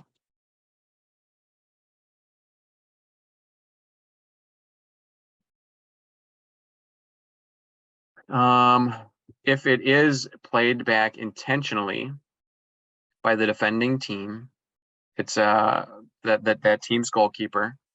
If the ball is touched within, then it's going to be an indirect free kick at the spot the ball was touched. So if it's in the penalty area, then it's indirect free kick at that spot. If the ball is touched within the goal area, the ball will be placed at the top of the goal area, directly parallel to the spot of the foul. So we never have an indirect free kick inside the goal area. It would always be brought to the top of that small rectangular area. So deflection off a defender and the keeper saves it. Nope, that's not considered intentional. So that's a really good question. So here, this is the qualifying word, intentionally. It has to be done on purpose. So again, if a defender tries to clear the ball, kick at it, and it just deflects off, the goalkeeper can grab that. So generally it would be if the player is looking at the goalkeeper and you can see that they're intentionally trying to do it. That's when you would call this. Heading the ball is only allowed in the 7th and 8th grade games. If a player intentionally heads the ball in a game, an indirect free kick will be awarded to the opposing team from the spot of the offense. Grades 5 through 8 can head the ball in practice, but it should be limited no more than 30 minutes or 15 to 20 headers per player per week. Okay, so that's just an indirect free kick. And again, the word intentionally. So if it's a ball that, player is not looking and it happens to, be kicked and hits them in the back of the head or something, or somebody throws the ball in and it hits them, that's not intentional. So play would just continue. No slide tackling unless it's in the 7th and 8th grade games. So that's the only division that it's allowed in. If done in younger games, is a handball in the area a penalty kick? Yes, it is. So we'll get to that in a second here. So slide tackling, if it's done in younger games, a verbal warning. So grades 5 and 6. Second is a yellow card. Third would be red card, and the player must sit out the remainder of the game. So this is where the kind of the rule for like grades 1 through 4. What do we do about players that are maybe having serious fouls, performing serious fouls, and we're just calling fouls? They should be asked to kind of sit. So again, I'll provide more guidance on that before the season starts. So throw-ins when the whole of the ball passes over a touchline, so over the sideline, either on the air or in the ground, on the ground. It shall be thrown in from the point where it crossed the line by a player on the team not touching the ball last. So the ball hits off a blue and goes out, it's green team's throw-in. The thrower must face the field of play, and when delivering the ball, getting ready to perform the throw-in, must have both feet on the ground, either on or behind the side, the touch line, the line. The thrower shall use both hands and shall deliver the ball from behind and over the head. So again, hands on the ball, over the head, and throw it forward. So it can't be throw it with one hand. It can't be some really side throw, something like that. 2 hands on the ball, over the head, throw. The person taking the throw-in may not touch the ball until it has touched another player. So again, if you cannot throw the ball in and run after it and dribble it. A ball replayed by the thrower results in an indirect free kick, because as soon as it's thrown in, it's considered in play from the spot where the ball was touched. Failure to correctly execute a throw-in will result in the ball being awarded to the opposing team, so no second chances at throw-ins at the point where the previous throw-in was attempted. And when the throw-in is taken, the feet have to stay on the ground. So they can't jump up in the air. They can't lift a foot up. That would be, you'd blow your whistle and then kind of, show, you lifted your foot up, and then you would announce the color, so if blue did that, then you blow your whistle and say, okay, green throw-in. The other thing we didn't talk a lot about is announcing your calls. So say if it's a goal kick, say if it's a corner kick, say if it's if it's a throw-in. Just get used to communicating with the players. Again, get used to being involved and engaged in the game. Okay, goal kick. When the whole of the ball passes, it says the whole of the ball passes over the goal line outside the goalposts, either in the air or on the ground when last touched by the attacking team. So a gray team is dribbling, they shoot against orange, and they miss the ball, they miss the goal, and it goes out past the goal line, the end line. Okay, it's going to be orange team's goal kick. The ball may be kicked from any spot within the goal area. So normally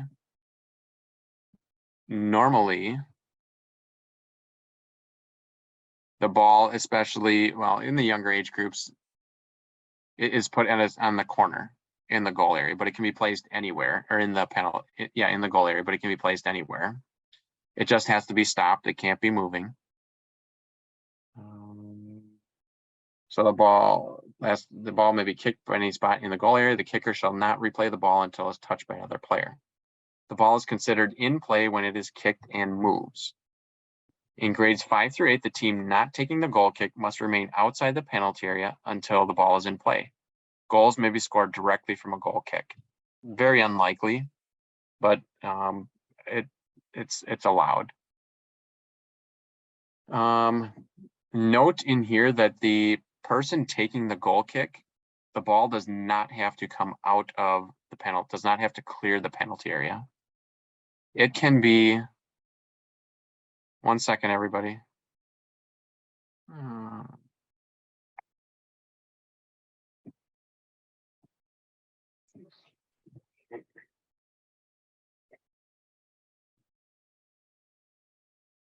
1 second.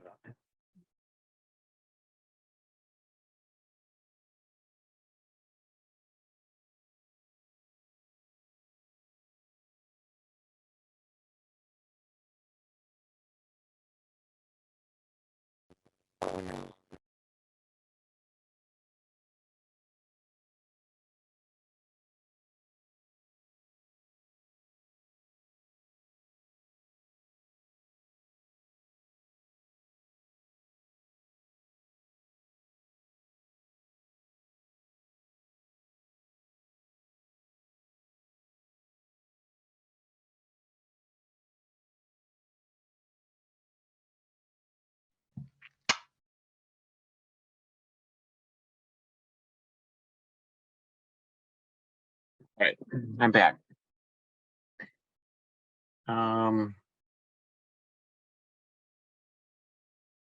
Okay, so I was saying that a goal kick can be just the person taking the kick doesn't need to have the ball clear the penalty area. It can just be, tapped to a teammate, but they cannot dribble it out. So, keeper possession. A keeper holding the ball in his or her penalty area has 6 seconds to put the ball in play. During this time, they are free to move anywhere within the penalty area. Once the keeper places the ball on the ground, the keeper may not pick it up until played by another player. The keeper cannot be charged in the penalty area. So again, keeper, picks up the ball in the penalty area. They can kind of move, but they have a certain amount of time to put the ball in play. Normally, I would say just encourage, kind of being sporting is encouraging. Hey, keeper, let's go. Put the ball in play. Is what I would suggest, especially in a community game. The one thing to maybe be aware of is sometimes the keepers will get a little, they'll run out to the top of the penalty area and kick the ball. Once in a while, they'll end up outside of the penalty area. So that would be something that you'd want to watch for. And if they do come out beyond the line, you would call them for a handball. So again, goalkeepers can only touch the ball, pick up the ball inside the penalty area. But if they're holding the ball, they're kind of running up to the line to kick it. That's something to watch out for. Corner kick, when the whole of the ball passes over the goal line outside of the ball beyond the line. So yeah, not just the goalkeeper's foot or something like that. And they have to still be holding it. So they could like throw it up in the air once it, it crosses, that's all fine. But the ball has to be all the way beyond it. Corner kick, when the whole of the ball passes over the goal line outside the goal posts, either in the air or on the ground when last touched by the defending team. The ball will be kicked from the quarter circle, quarter arc, the corner nearest the spot the ball left play. So again, we said goal kicks can be placed anywhere on either one of the corners or inside of there. Corner kicks have to be taken on the side that the ball goes out. Okay, that's very specific. The corner marker may not be moved. So unless let's say the cone or if there's a cone or something marking and it's laying like right in the middle of it, okay, well, we can move that. But if it's a flag, that should stay there. People shouldn't take those out. Defending players must remain 10 yards, again, 8 yards for grades 5 through 6 from the corner position until the ball is played. Goals may be scored directly from such a kick. So corner kicks are direct, and so are goal kicks, what we learned. Does it say offside? So let's say, talk through offside. A player is in an offside, so there's offside position, and then there's being called for offsides. And again, this is grades 5 through 8 only. A player is in an offside position if he or she is nearer to the opponent's goal line than the ball, unless the player is on their own half of the field. So you're not in an offside position if you're on your defensive half of the ball or defensive half of the field. The player is not nearer to the opponent's goal line than at least 2 opponents. So if there's the goalkeeper and 1 defender back, and they're further back than you are, you're not in an offside position. So it says goalie and defender. The player is behind the ball, either dribbling it themselves or behind a teammate that has the ball. So again, if let's say somebody has a breakaway and they dribble it right past the last defender, they have possession of the ball, should not be called for offsides. They could have a teammate that's running behind them, behind the ball, and they're clear of the last defender as well. They would not be called for offsides because they're behind the ball. The ball is ahead of them. A player shall be declared offside if at the moment the ball is played to them by a teammate. So this is if a player is in an offside position, and then so we talked about up here what would be required or some exceptions. But if they're in an offside position and a teammate plays them the ball,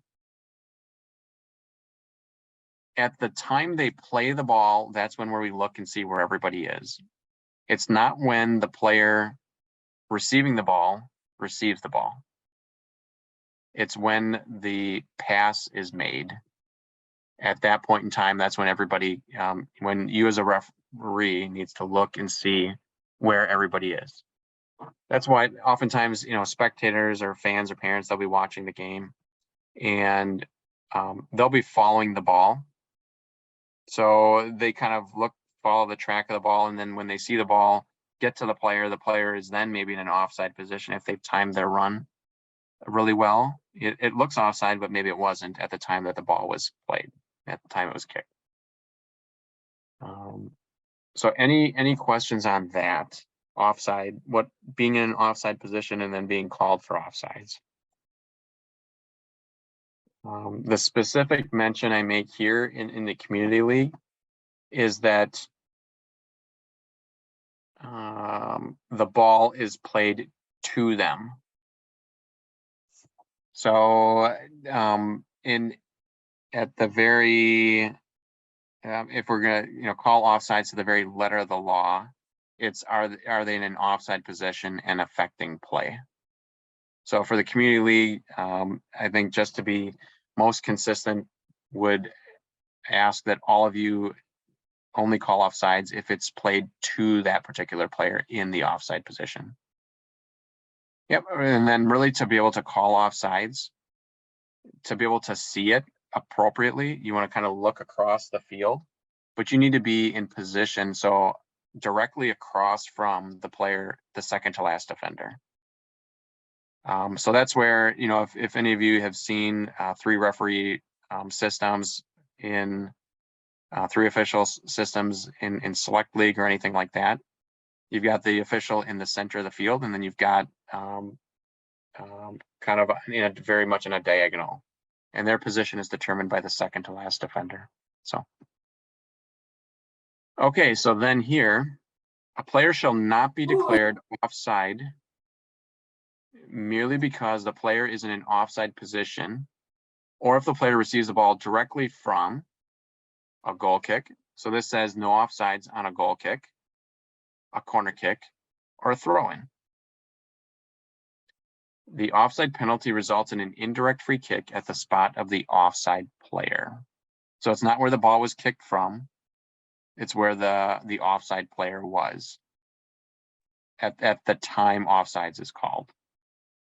Okay, so there's kind of a lot to that. No offsides on goal kicks, corner kicks, or throw-ins. All right. So for corner kicks, that kind of makes sense. If you think of where again, for all of you that play, where do defenders line up on a corner kick? Usually they have a defender on each post, right? And if offsides were allowed on, or could happen on corner kicks, that might not be the defensive posture. They might say, hey, you know what, move up a little bit to move the other players back. So the goalkeeper can maybe easily come and get the ball, perhaps. But that's something that I've thought of. They're on the post. Okay, so why is that? Oh, for some defensive reasons, of course, but there's no offsides. For corner kicks as well, you'll want your position as a referee. You should be on the, the ball is on the end line at the time of the kick.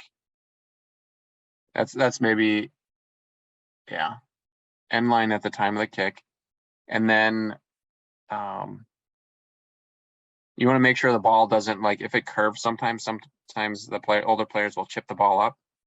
You want to be kind of standing right behind the player so you can see if it curves out and then curves back in when it gets there. If it starts out, then it's out. It's going to be a goal kick. So, as far as scores are concerned, we don't play any overtime in league play. Fouls and misconduct. So this is going to get at a question that was asked earlier. A foul committed off the field of play is penalized with a direct free kick on the boundary line nearest the foul. So if something were to happen again, this is kind of a rare thing, but if it were to happen, it's a direct free kick on the boundary line nearest the foul.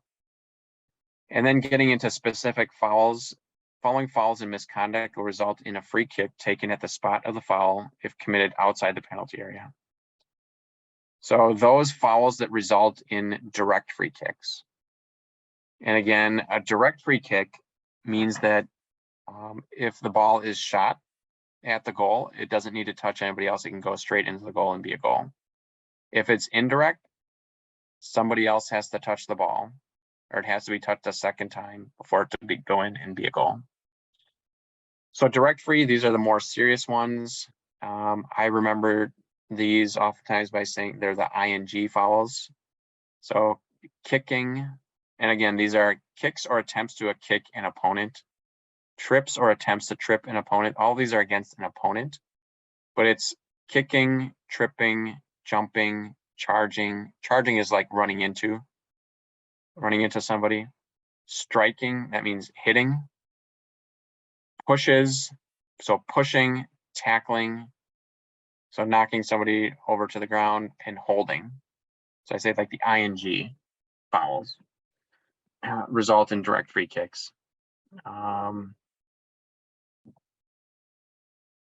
down on the bottom, so spitting would be another one, and then handball, except the goalkeeper in the penalty area.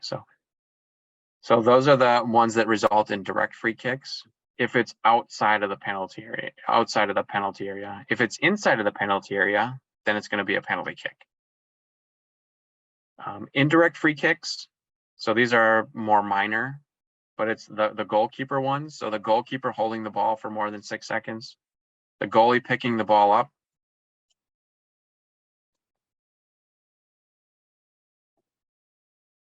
the goalkeeper picking the ball up after releasing it before another player touches it. So the goalkeeper has collected the ball, they have it in their arms, they put it down on the ground, or let's say they drop it. It comes out of their hands, they drop it. They had it and it fell out. They cannot pick it back up in their hands. They would then have to play the ball with their feet. Goalkeeper touches the ball with their hands on an intentional pass back from a teammate. We talked about this one. That would be an indirect free kick. The goalkeeper touches the ball with their hands when received directly from a teammate's throw-in. So you can't throw the ball into your goalkeeper and have them pick it up with their hands. Dangerous play. So dangerous play is if somebody is on the ground kicking at the ball while other players are near them, kind of right in the same area. Dangerous play is if a high kick. So again, high kick, too high is if the foot is above the opponent's waist. And then let's say not going straight up in the air for a header. If you kind of jump and you're kind of leaning over somebody's back, that can be considered dangerous. Obstruction or impeding. So if this means you're kind of blocking somebody from getting to the ball, if you step kind of in their direct line of path and direct line that they're running, to kind of block them, unless you can block somebody or shield somebody if you're within one step, if you can reach the ball within one step. If it's further than that away, then it's considered obstruction or impeding.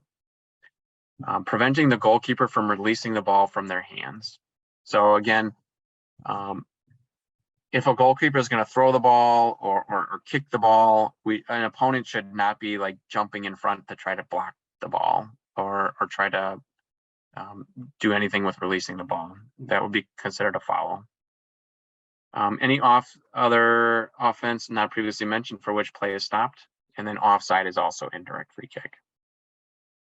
If these fouls happen in the penalty area, can the players help block the penalty kick, or do they have to step aside? They can help block it. And I don't know, Stan, maybe reach out to you. Normally for indirect free kick, we say that the players, direct free kick or indirect free kick, goalkeepers can't, or the opponent needs to be 10 yards away. But and we also said that an indirect free kick, if it happens inside the goal area, needs to be brought back out to the top of the goal area, which is only 6 yards. But in my experience, a team could line up on the goal line to try to block it. Do you have any insight on that, Stan, or I don't know, maybe anybody else, Jeremy, on the call?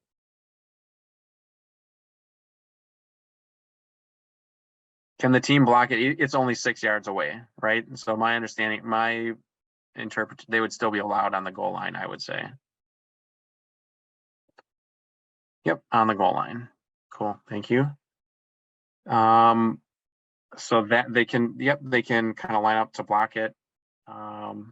So goalkeeper possession. Yes, that's a good question. What's happening in the penalty? Just goalkeeper possession. If, and I don't know, maybe that's in here somewhere, maybe it's not. But goalkeeper possession means when a goalkeeper goes to get the ball with their hands. So if a goalkeeper is going to play the ball with their feet like any other field player, there's no such thing as goalkeeper possession. They are treated like any other field player. But if a goalkeeper goes, down to try to get just tries to catch the ball or go down on the ground to get the ball, goalkeeper possession is considered if the ball is stopped and, or I guess not moving, and the goalkeeper has a part of their body and the ball trapped between their body and another surface.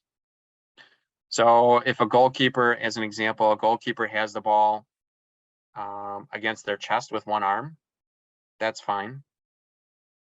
Oh, no, Jeremy, I think we had it covered. The question I had before was if a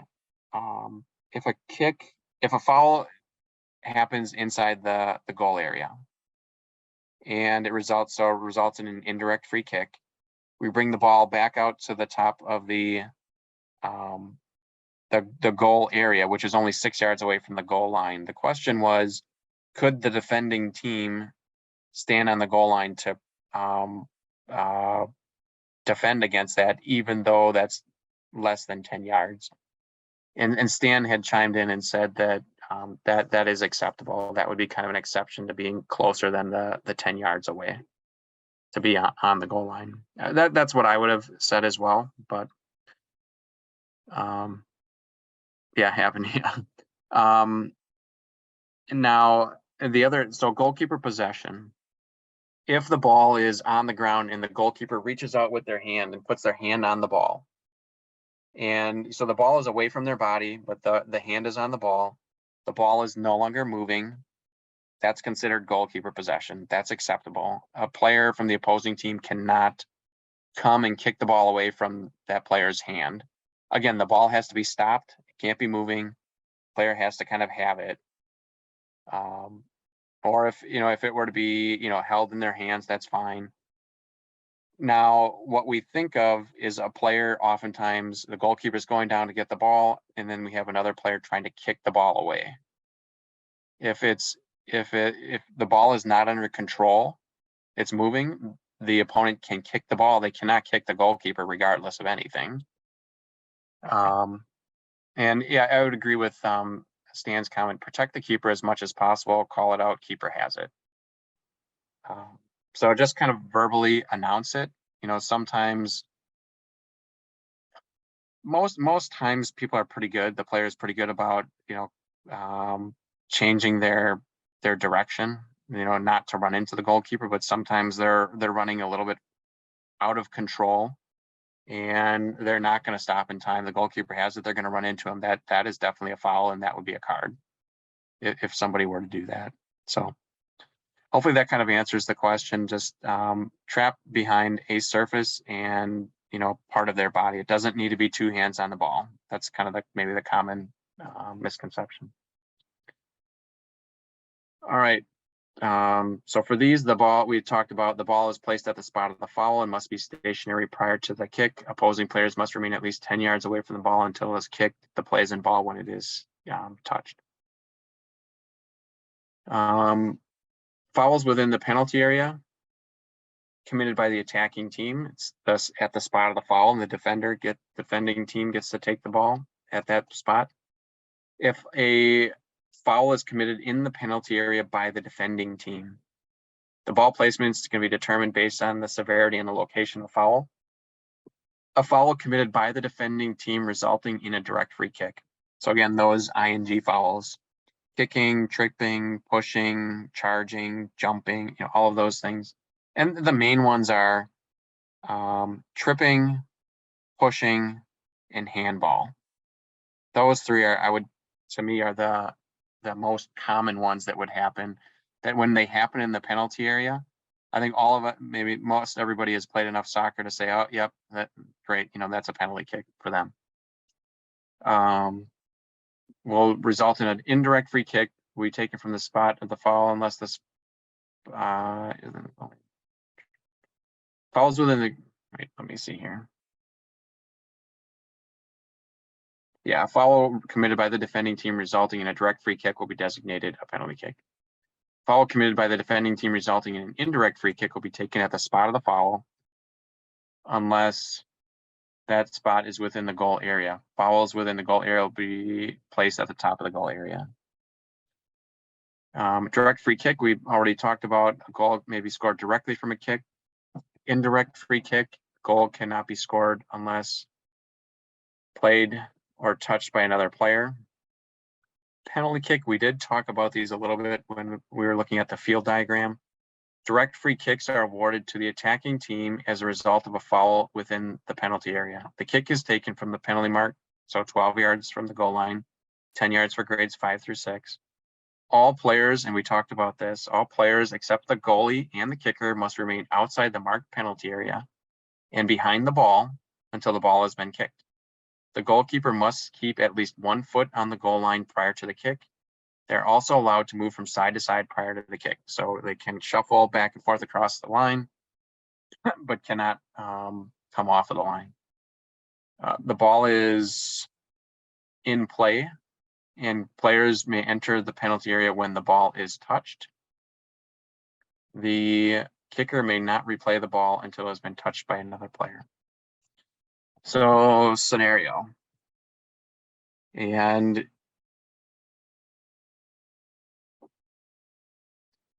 let's say that penalty kick happens and the kick hits the goalkeeper and bounces off. Can the player who touched kicked the ball originally be the next player to touch the ball? Yes or no? Okay. So player taking the penalty kick shoots the ball. Goalkeeper has a partial save and the ball comes out. Can the other player, oh, that's pretty good. Can the player who kicked it play it again? So the answer is yes. The player can get it, and I really like that. First time I've ever seen that, except if it's a shootout. Then play is over. It's a miss. If the player takes the penalty kick and it hits off of one of the crossbar or one of the posts and bounces back to the player who kicked the ball, can the player who took the original kick play it again, be the next player to touch it? Okay, good. No. It has to touch another player for the player who took the penalty kick to be the next player to touch it. Great. All right, so red and yellow cards. Again, it's very rare that, well, relatively rare that yellow and red cards are issued.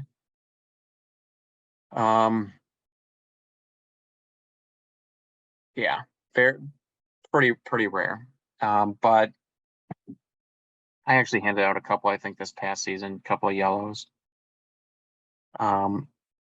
Referees can, here it says, referees can give coaches yellow or red cards based on frequency and severity of behavior. So again, you would not give a coach a yellow card for just saying, hey, isn't that a trip? And that's all they say. And they say it in a relatively respectful manner. You would not be don't give a coach a yellow card for that.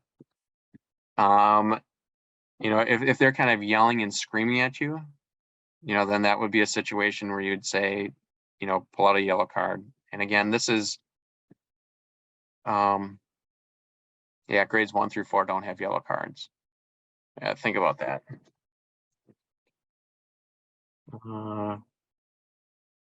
Don't have yellow cards, but you can ask a coach, say, hey, coach, please don't be yelling at me. If this continues, we're going to ask you to leave and somebody else is going to have to take over for you. Is maybe how you could address it. And in these situations, it's never, when you're handing out a yellow card or even a red card, the referee should not be like yelling or are you doing anything like that. It's just kind of a silent, here's what it is, and you kind of say what it's for, but to remain kind of as calm as what you can when you're doing that.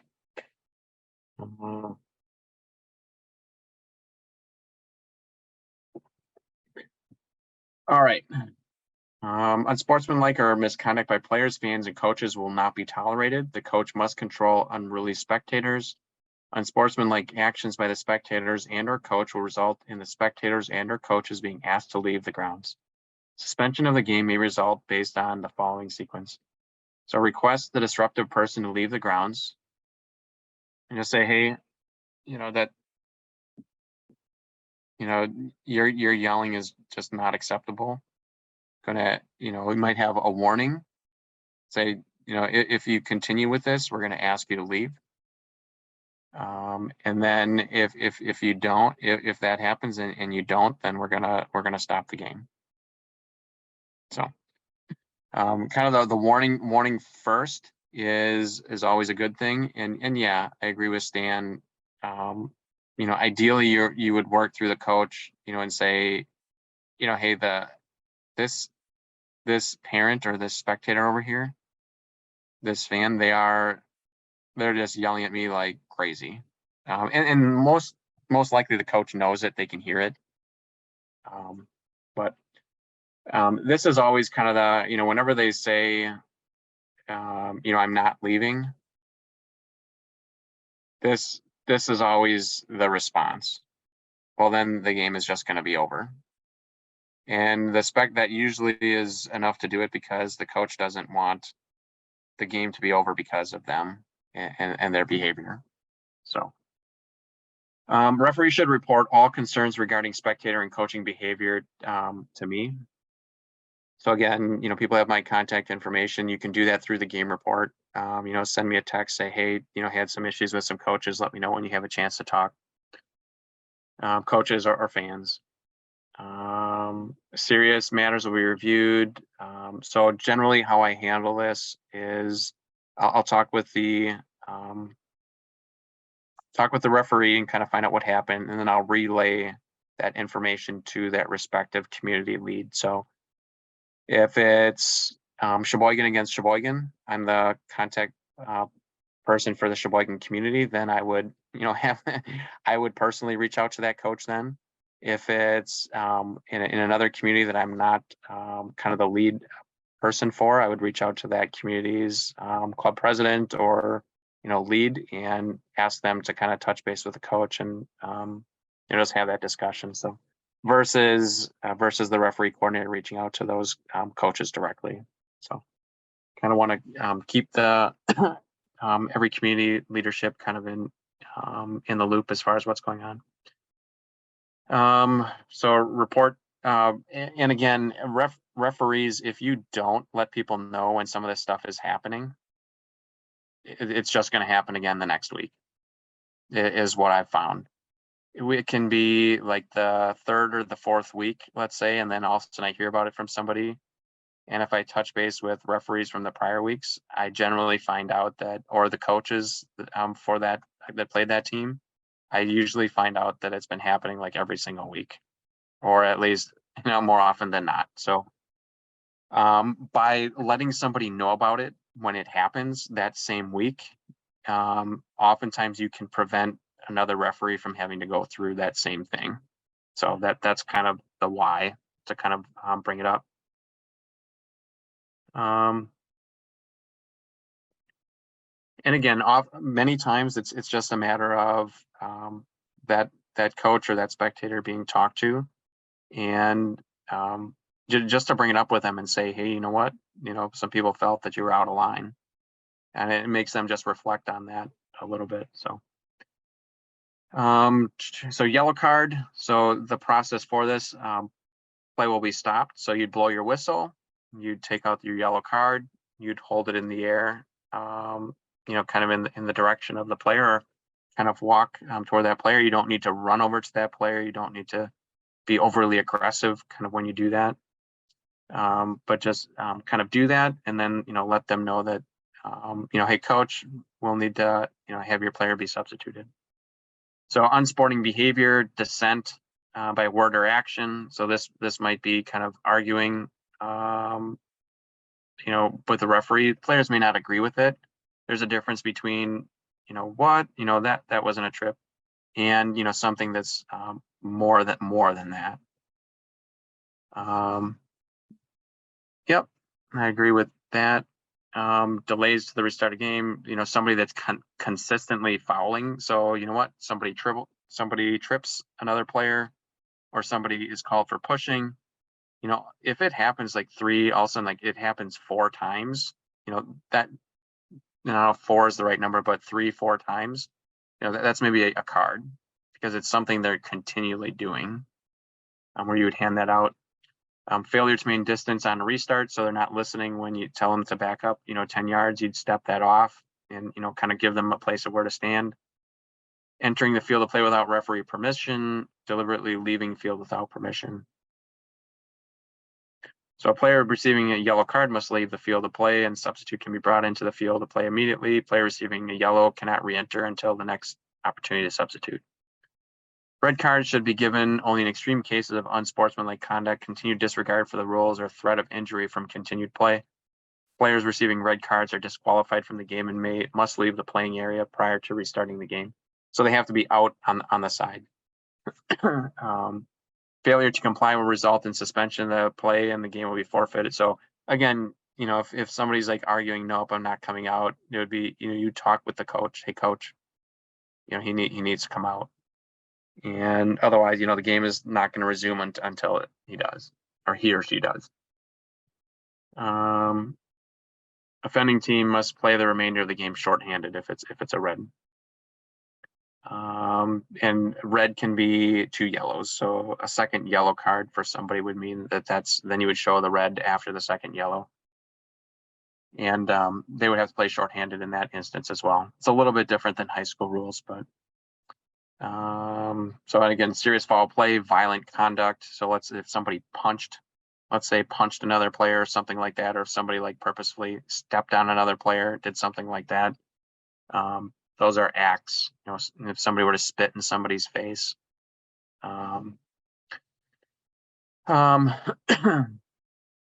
Let's see, serious injuries and concussions. Let me know about that. Rescheduling. It's not anything that any of you have to worry about. Let's see, so some of the more recent changes, and already some of these are about 4 years old, but winner of the coin toss can choose which goal to defend or the kickoff. Attacking team players must remain 1 yard away from a defensive team player wall. So you can't stand right in the wall. Players can exit the field on the boundary nearest to them when substituted off. So if they're on the far side of the field, they don't have to run all the way across the field. They can kind of exit right on the short side and then kind of run around the field. Handballs, to be considered a handball, the ball must touch the arm or the hand while away from the body, unless the arm or hand is used to control the ball. If the ball is played in very close proximity to the players such that they did not have enough time to move it, it is not a handball. Referee discretion. So there are not cards for grades 1 through 4. But that doesn't mean a player can't be asked to come off the field as a substitute, and that's where we're going to provide some additional guidance. And that also means that coaches could still be asked to leave or to have somebody else, or coaches be asked to talk with some of their spectators.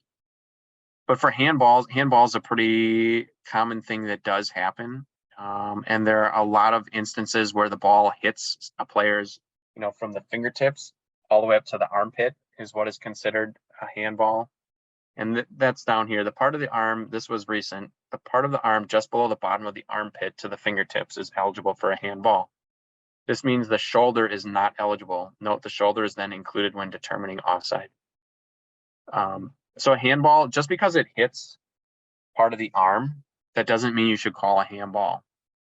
If the arm is hanging down at the player's side and they're like 5 feet away and one player just like kicks the ball super hard, and very quickly it gets to the other player and just hits them, and they didn't move their hand out like this or anything, just hanging there, that should not be called a handball.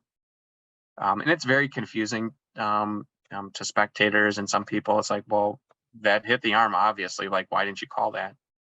If the arm is out and about, if players move their arms into any kind of an unnatural position, they're out here, they're here, doing something like that to block the ball, that would be considered a handball.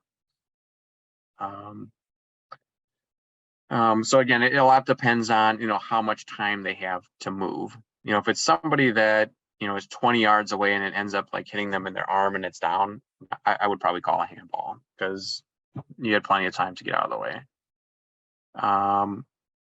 Drop balls, any drop ball inside the penalty area is dropped for the goalkeeper. Any other drop balls are given to the team that touched the ball last at the spot of the last touch.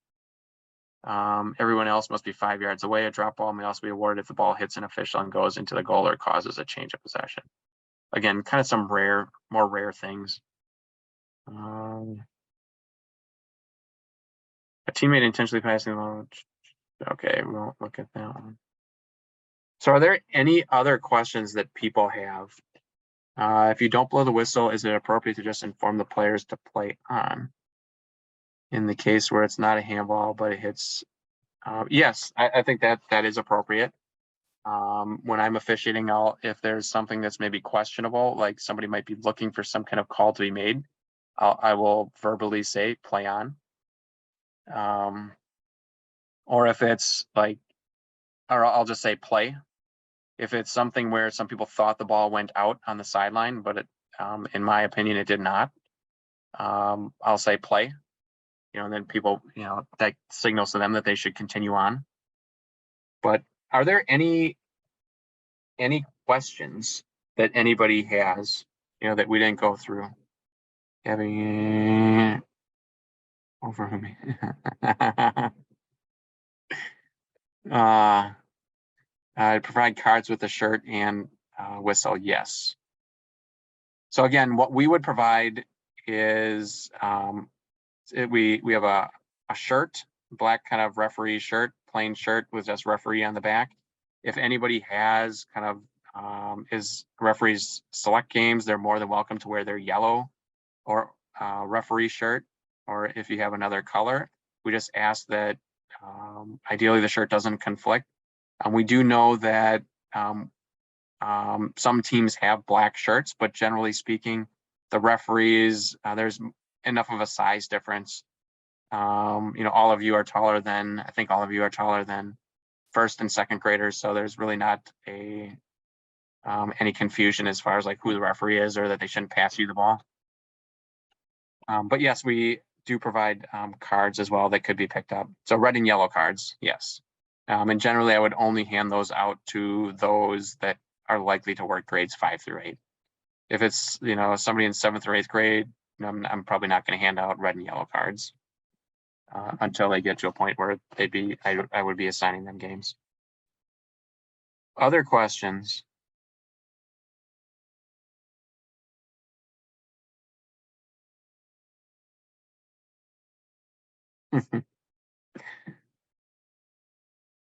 Any other questions? I'm going to read through some other notes. We're getting close to 9 o'clock, so I'm not going to review the grades 1 through 4 rules again. People, this will come out, the document is going to be, all these documents are online. And then we will have the recording available too, probably in a couple of days, it'll be posted and made available. I will be, let me just check through here some things.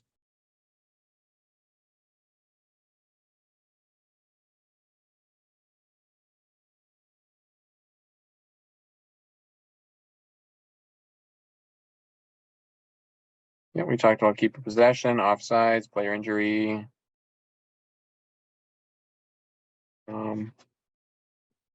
If and grade 7 and 8, players go up for a header, they should both go straight up in the air. Again, we talked about not jumping over somebody's back.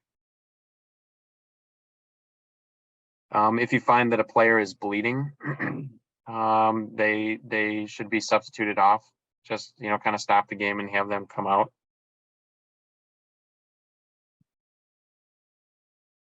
I would encourage. Some of you are, I'm sure, familiar with advantage. If a foul happens, but it's believed that the player has more of an advantage for play to be continuing, I would encourage not to call advantage in almost all cases, except unless it's an extreme breakaway where they're not stumbling. I think it just makes it a lot more clear to players that was a foul. Anytime advantage is called, it's, I think, very much a lot more subjective. I've coached games and I've had referees have called advantage, and I have thought there is no way that there's any advantage that I would have much rather had the foul. So kind of a very clear breakaway would be the only situation where I would allow play to continue, recommend that. If there's a foul, can you play on it? Yeah, so that great question. That's kind of what I just talked about there.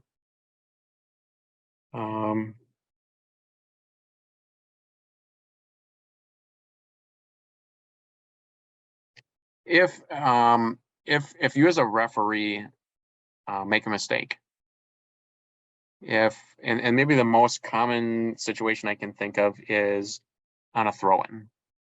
You signal that it's one team's throw-in, maybe with the direction, or say, hey, you know what, it's gray team's throw-in. And then all of a sudden you realize or recognize that's not right, it's really blue team's throw-in. Can you correct yourself after you've made that initial call? And the qualifying thing is before play starts. Can you correct yourself before play starts or resumes? Great. Yes. Once that throw-in happens though, or once play resumes, then it's over. Like, play has already started. So don't. That's something there.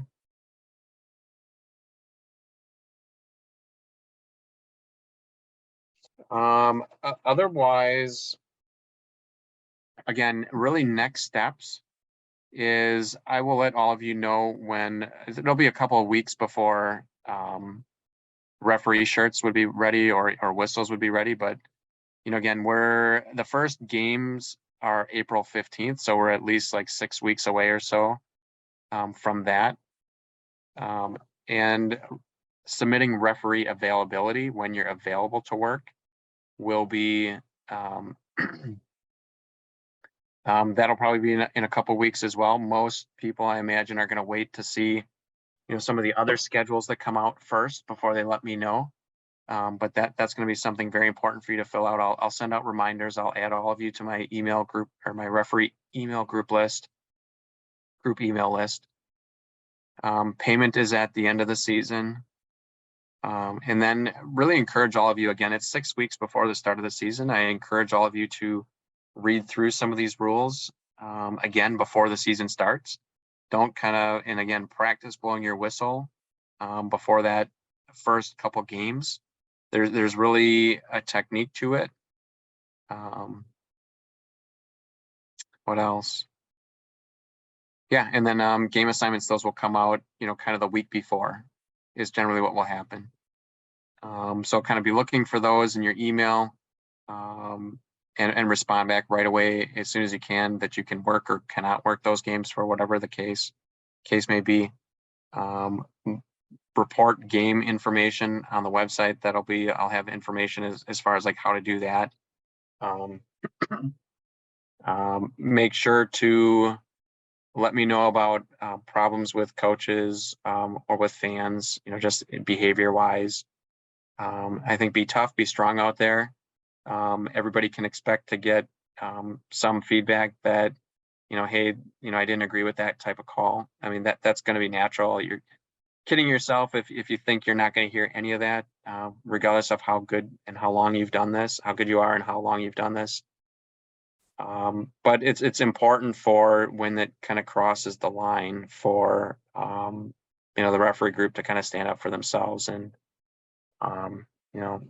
let them know that's not acceptable and that kind of respond accordingly.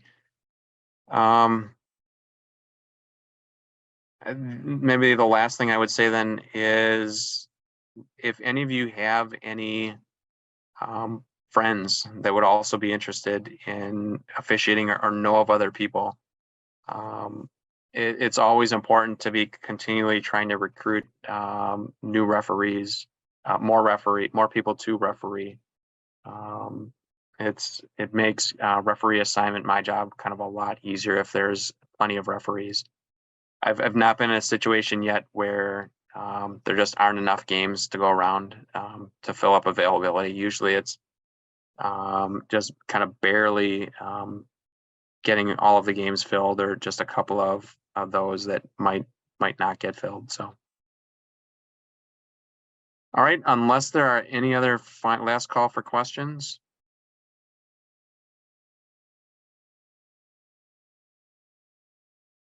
All right, I appreciate all of you, the time that you've set aside in your evenings tonight to kind of participate tonight, to go through the training. I encourage all of you to submit availability. Sometimes what happens is we'll have people attend the class and then they don't want to submit availability. They maybe decide not to. I encourage all of you to give it a try. And again, the new referees that we put on grades 1 through 2, grades 1 and 2, should be, not that scary. It's a good way to kind of get into it and give it a try. Oh, yeah, that's a great question. The number of games to work in a particular day is really based on your availability, but generally speaking, I would I try to assign more than one. Unless people are okay with one. They say, you know what, I'm only available for this time slot and I'll work it. But so either 2, 3, or 4 is generally what I go with. I really wouldn't assign somebody 5 games unless they're, let's say, an adult and have plenty of experience working games and are okay with that. But I would not assign, some of you newer referees to work at 9, 10, 11, 9, 10, 11, 12, 1, and 2.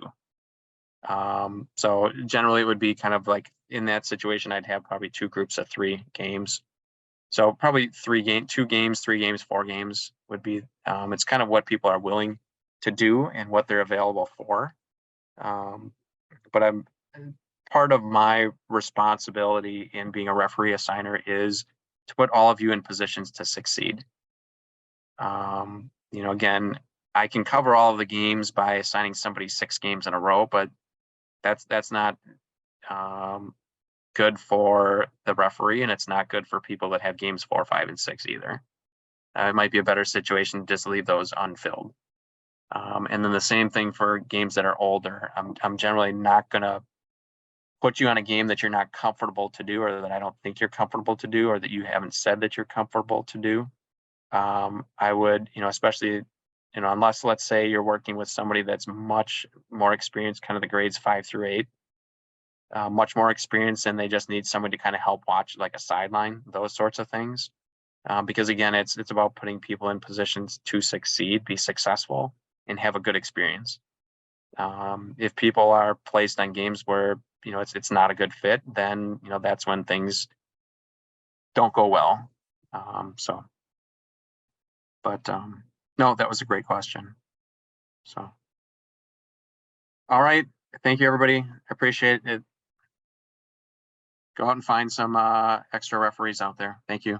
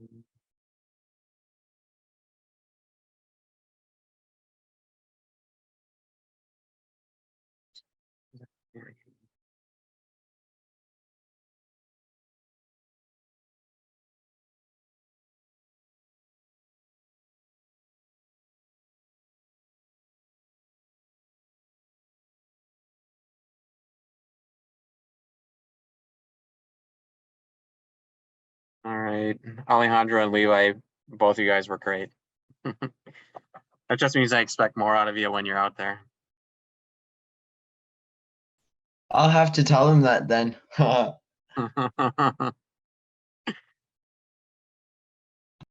right, see everybody. Thank you. Thank you. Thank you.